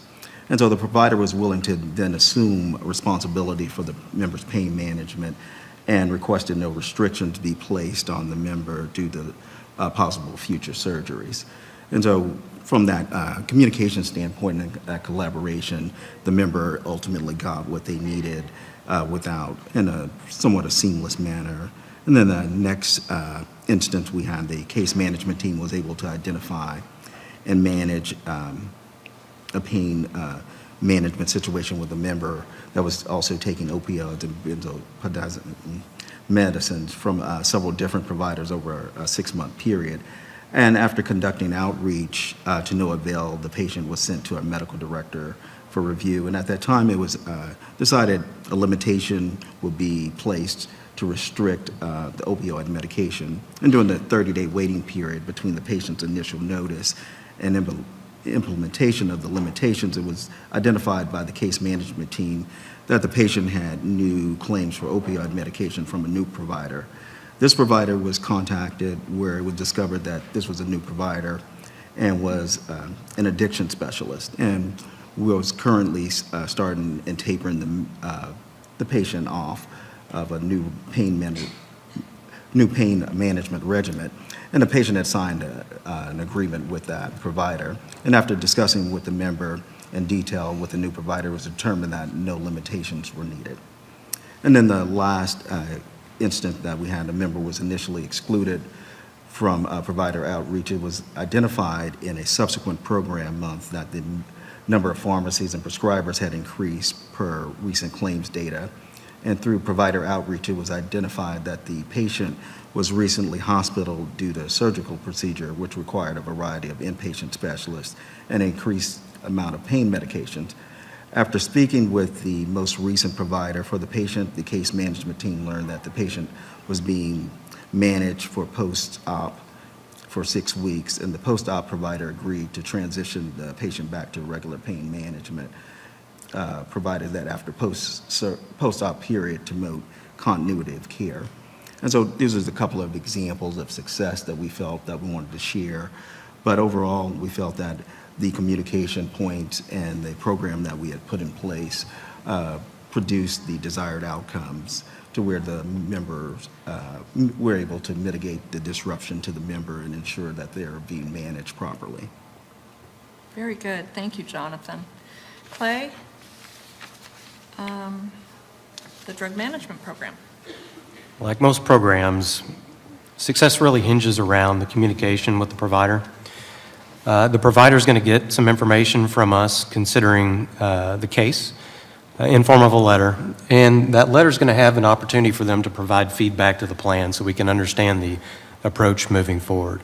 However, if that provider doesn't return that feedback for us, there's likely some missing information here, so we're going to do some outreach. A pharmacist specifically is going to outreach via phone call to the provider to understand the particulars of the case and understand, similar to what my colleague Jonathan mentioned, how do we handle and who's going to manage the member moving forward.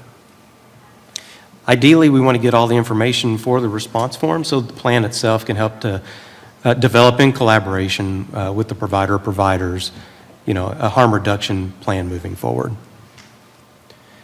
Now, when we think from a clinical case management perspective, this is all dependent on the prescriber's responses in that process I just went through. But we are going to be sending out notification letters to members. But as we're evaluating the data that's coming back, we can choose to close the case or place the case in a monitoring status so we can evaluate for next program month, next program quarter, do we see a change in the behaviors of the member. Again, we can work with the provider to establish limits to put in place, whether it's a beneficiary level edit, where we're managing the overall morphine milligram equivalents per day, or the lock-in program where we're managing provider, the pharmacy, and possibly the MME. And then at the end of the day, we've got to work with the pharmacy specifically to manage their willingness to go through all this as well. So there's multiple opportunities here for collaboration with multiple clinicians as well as the member to see success through this program, managing folks that are, generally speaking, from a data perspective, overutilizing opioids. Now, from an outreach to the member or beneficiary in this instance, again, I mentioned this is a case management controlled program early on. This is really where a lot of interaction and education can go on with the member, whereas they're not just getting letters. They're not just picking up prescriptions at the pharmacy and, getting that, do you have any questions type of thing. We can do some real true interactions with the members through this process. Now, it does take time. They are going to receive a letter. They got 30 days to respond, and then we've got 60 days to make a determination after that. So in many cases, behaviors do change in that 30 and 60 days. So those conversations can take place, and then nothing really happens from a implementation at a point of sale or in the system perspective. It's just ongoing monitoring. Now, from an opportunities perspective, we've got some gaps as far as how do we improve some of these contact rates and engagement, whether it's the provider, the member, or the pharmacy. We're doing a really good job here, as well as the provider themselves, but there's always some opportunity to continue to make that efficient. The engagement piece on the member is really the most, I'd say, the largest opportunity for us here. For them to understand that everything is, just working as planned is one thing, but the other piece is for them to understand there is always that opportunity for harm, whether they're taking it as they have been prescribed for months, years, et cetera. It's a really good opportunity for that consultation to happen with a clinician and the member when they're on the phone. And then ultimately reducing that time to implementation. So we can catch an event from a preventative standpoint versus after the fact and a retrospective standpoint. Best practices, what we have found is pharmacists making these outreach, whether it's to the provider or the member, having some additional training. We refer to folks, the Society of Health Systems Pharmacists. They have a great pain management certification training that all of our pharmacists go through. It's a nice 21-hour CE, so for folks that want to continue to engage in members and providers and have some certification, additional training, this is a great program for folks to go through, or simply just to refresh as they start to specialize in this area. Utilizing different channels of communication. We mentioned letters, calls, I think the previous group that was on the stage talked about that member preference. It's really engaging in the member preference here as well. And then lastly, it goes down to that technique that you're utilizing from a intervention and interview perspective. And what's really neat right now is the motivational interviewing that a lot of clinicians, social workers are going through to make sure that they get that motivational piece in there, because it really does engage the member, and we see change from a behavior perspective when folks are engaged this way. Great, thank you. Erin? Thank you. So there was a recent poll study of over 500 physicians. 70% said that they could use more education on both treatment of pain protocols as well as tapering. And 75% felt that they needed more education regarding substance use disorder behaviors, recognizing that and intervening. We've been in the business for a while of helping to be part of the solution through prevent, support, and intervening. We've often been looking at both our data and through conversation, what can we do to take that next big step? How can we be a partner, with our prescribing community, with our members, to really make a difference in the safe use of opioids? So last year we launched in November, and really are still in the pilot process of this, of launching. It's now in 5 states, where we're going out and detailing, not on a drug, but on pain treatment. We're working closely with our providers and having those dialogues about all of those key topics that they're wanting to hear. We're presenting evidence-based medicine and studies about not only opioids, but also alternatives to opioid therapies. Really, the message is meant to be the safe use when an opioid needs to be used. How do you do it safely? There's CE credits. There's a lot of great conversation. And at first, when we were offering this, as anybody who's done detailing can probably say, your biggest challenge is getting in the office. At this point in time, we've gone to over 6,000 offices. And I would say our early indicator of success is, number one, we're being invited back. And number two, through word of mouth, we're actually being invited into other practices to really have this meaningful conversation.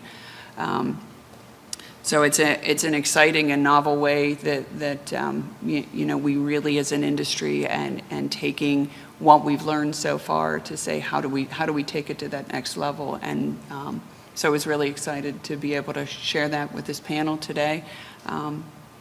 The education, we also talk about tapering, and there's a lot of concern over tapering these days, and how do you do it right, and slowly tapering, and that continued monitoring from the physician, recognizing side effects. A lot of really great, helpful information in these interactions, as well as leave behind packets. Another opportunity when we're talking about opioids is talking about X waivers and MAT therapy, and really starting to overcome some of those barriers, answering physician questions, and encouraging, considering applying for that MAT therapy, X waiver, going through the training to really engage our providers to be part of the solution. Okay. Thanks, Erin. So now our last section is talking about outcomes and results.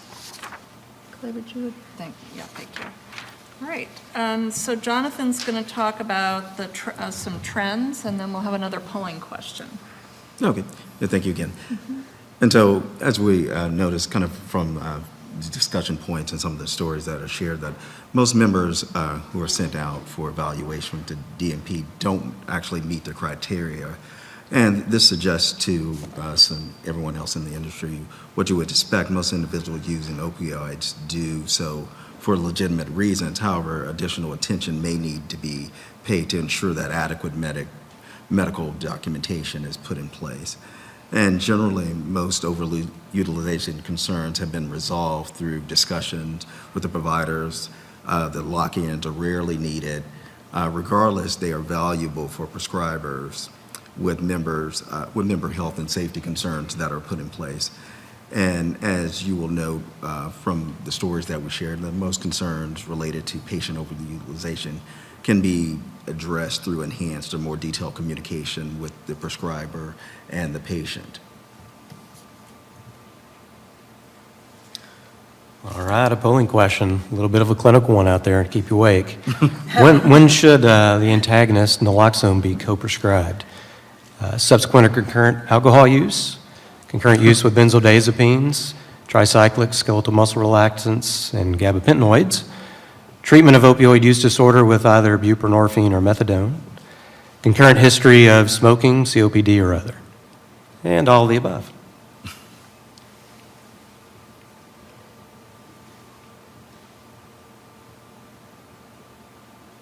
Okay.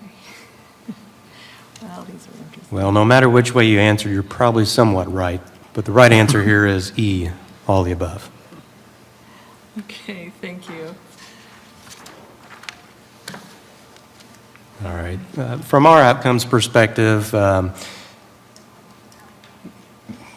ideal state is that we come to an agreement with the member and the provider on the approach for their pain therapy. And this could be an opportunity for coverage limitations. Now, generally speaking, our goal is to have a bi-directional conversation to think through optimization of the members' or beneficiaries' drug regimen.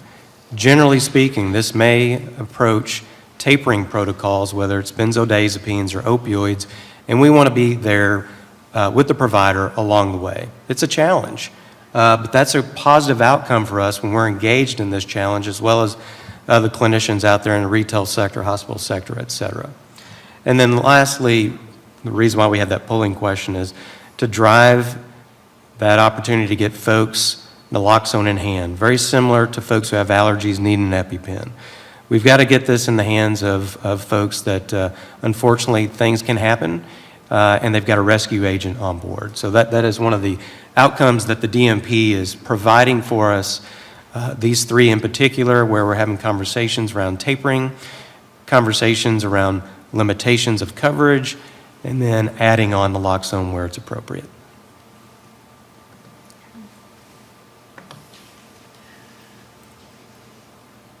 So I think this slide doesn't really just speak to Aetna data, but really, I think if you look at your own data, what you're going to see is that year-over-year success story. It's not one particular program that is really driving what we would deem success. So here, we're really looking at in our data population, and this isn't normalized for membership growth. This is just showing in our population that we have managed since, we're back to, I think, showing on the slide, July of 2016, what we're seeing in our data trends, looking at members who on a continuous basis are using 6 months of opioid totaling 90 MME or greater, really seeing that trend downward.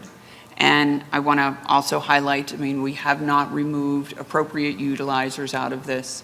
We are really just, this is an all-in, so, you know, our cancer patients are still in here, our end-of-life care are still in here.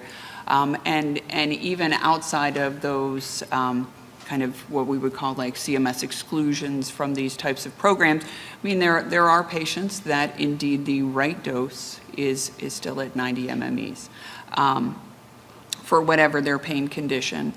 One of the other pieces of data that I didn't put on this slide, though, was really looking at the number of providers being part of that care, and I'm sure you see it as well in your data that when patients are on high dose, it's most often one provider office, one provider. So getting to that safer opioid utilization is really a great story that I think we can all see in our data results.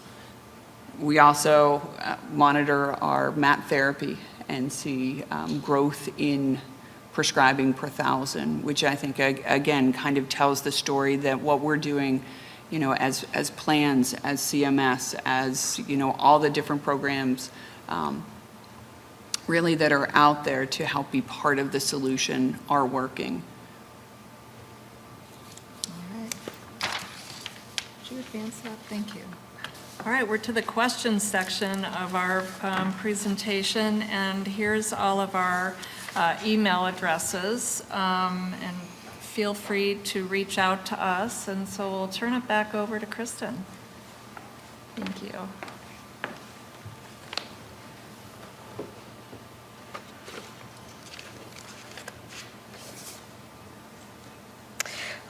Could you discuss the percentage of providers who work with plans on implementing tools to manage opioid utilization or overall engagement of providers with the drug management program?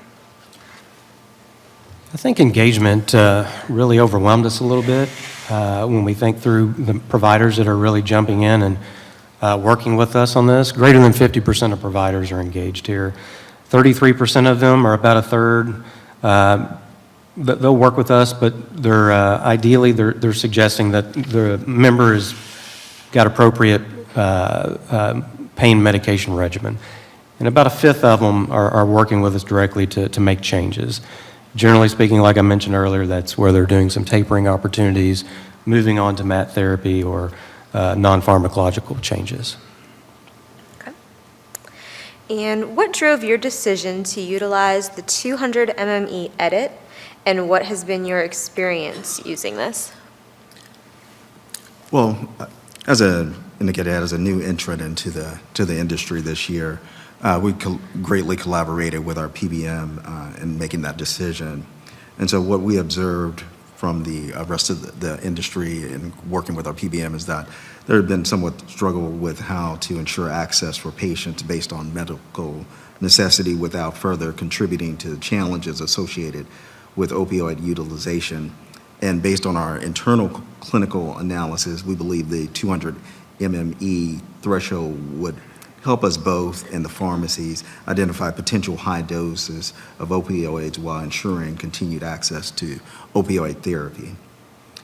And when the edit was put in place, like any other edit, we did experience some disruption. However, we communicated with the pharmacies early and often and to ensure that they were aware of the edit and would be implemented, and to provide guidance on what to do to minimize patient disruption.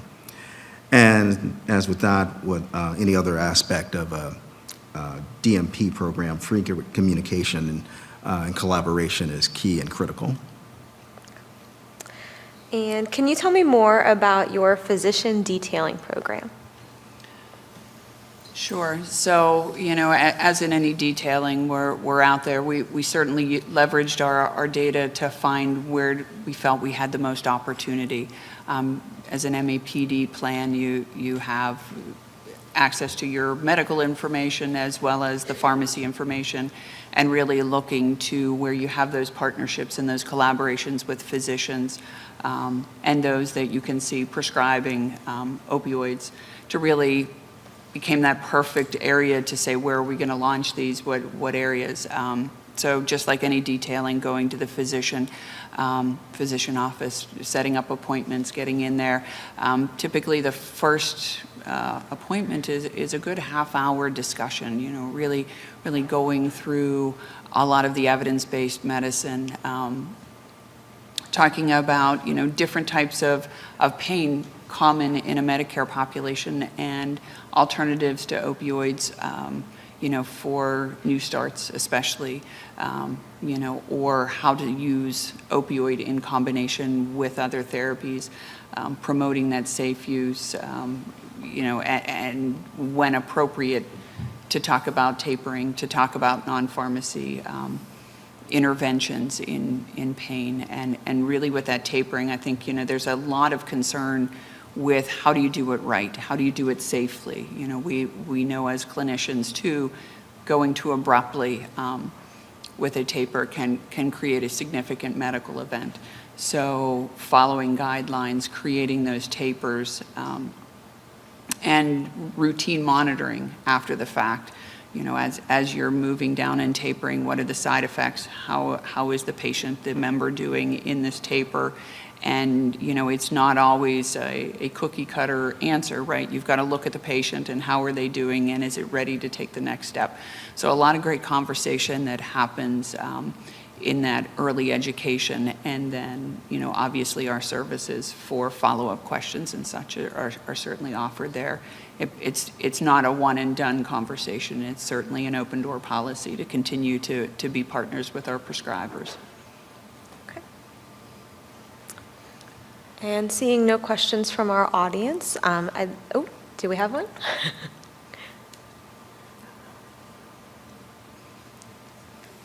Hello? Hi. Hi, I'm Yvonne Zachman-Fiddler from PwC. So how proactive are you finding that your PBMs are as implementing these processes? Are they really leading the way, or are the health plans leading the way? And can we have some examples of interactions with them? Well, I would definitely say, in regards to PBM collaboration, we're extremely collaborative with the PBM, and I would definitely say, as being new into the marketplace, our PBM is definitely leading the way for us, and we're collaborating with them and taking a lot of advisement from their previous experience, industry experience, and collaboration or data that they've taken from a spectrum of clients. We have a really great relationship with our PBM. And early on, as we were talking about the early implementation of the 7-day edit, we were sharing what we were seeing and certainly leveraging that partnership as we were talking to our providers, as we were helping to kind of get that message out, certainly leveraging our PBM efforts so that we weren't just solving one problem, but really trying to help be an overall driver of change. Any further questions from the audience? Okay. Thank you so much for your participation in this panel discussion. I will set you free. Thank you. Thank you so much. Thank you. To evaluate this session, please text A to 22333 or go to pollev.com/CMS 2019 fall.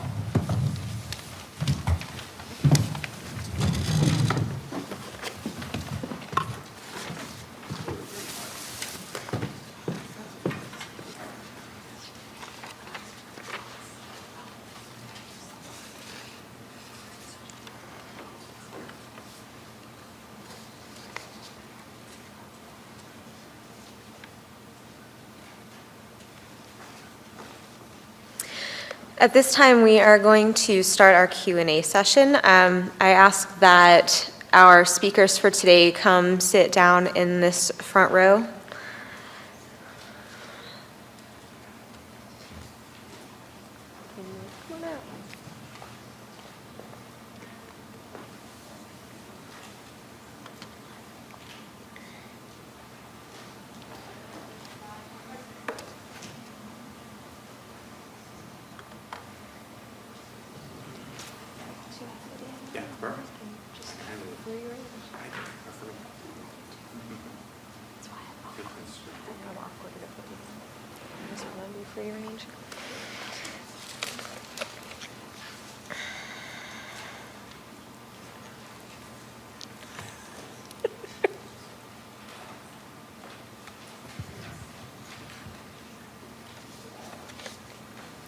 All right, to begin, we have Frank Chartier.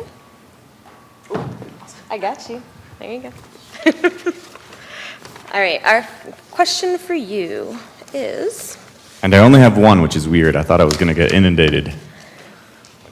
Maybe I'll make some up. All right. For findings where the plan submitted a disagree response, do we need to respond to those or include those when we upload our CAP responses for other findings?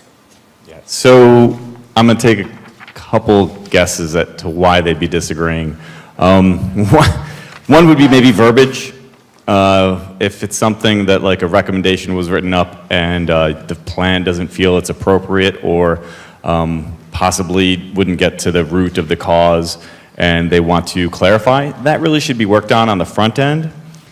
We really try to work with the plan in making sure the findings are written up in an accurate way. But if they disagree with the finding, they still must submit a CAP and some type of response to our CAP. So You can't just say, nope. I'm sure if it gets to that level, CMS is well aware that you disagree with the finding and that you do not appreciate how it's written. Some plans actually ask that we rewrite a report after it's been issued. That also does not occur. And a lot of people or a lot of plans have issues with observations.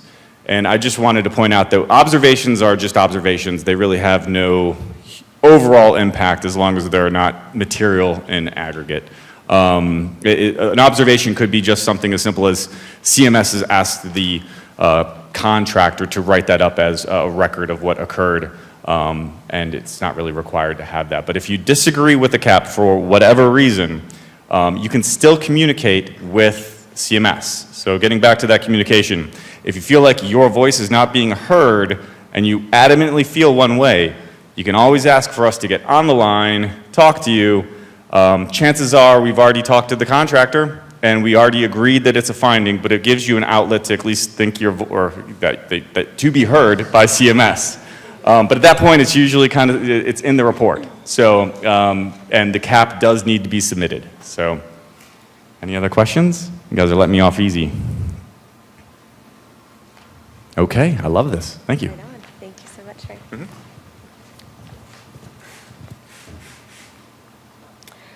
All right, our next session was session 1, IRE Transparency Initiative.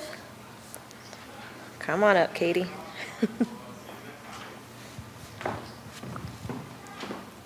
Thank you. You're welcome. Will there be opportunity for Plans Medical Director to have clinical discussions with the IRE clinician?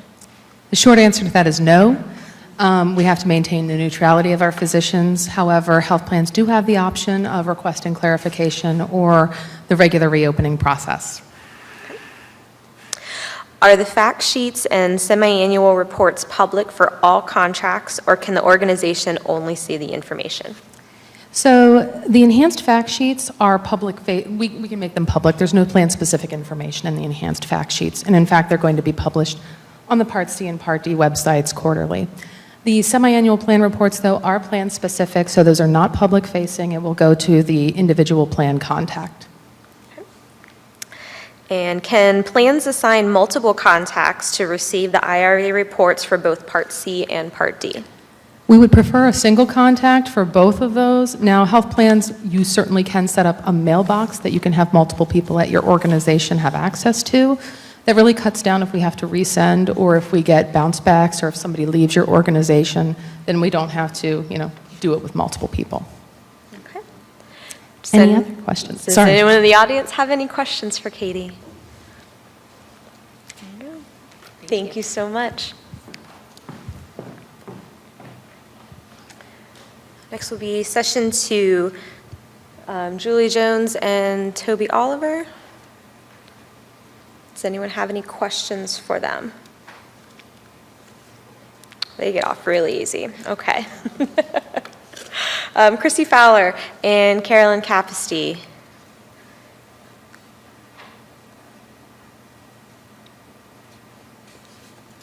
So easy. All right. What's that? That was the one on the Yes. Where are they?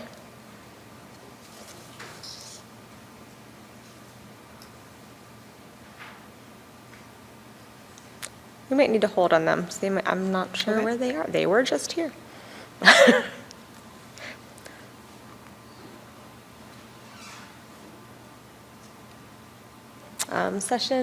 Session 5.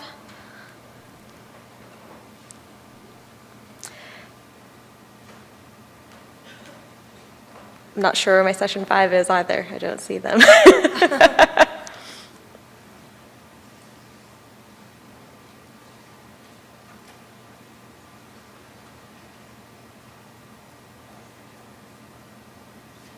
Any questions for session 6?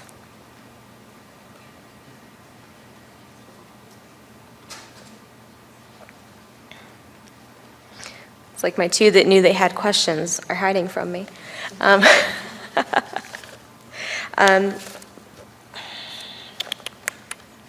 right, well, Let me go check real quick.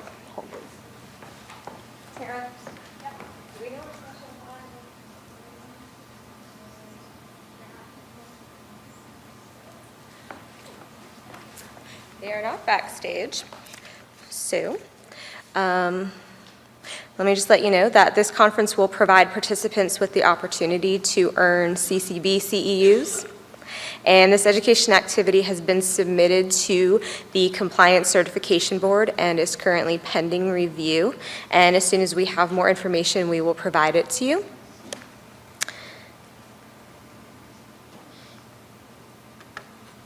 And if you would like to evaluate today's event, you may go ahead and enter A to 22333 or go to the Poll EV site. If you did not participate in the polling today, but you would like to provide feedback on today's events, a link to the event on the event survey will be emailed to you, or you can connect to the survey using the QR code that was given to you on that small card on the way in.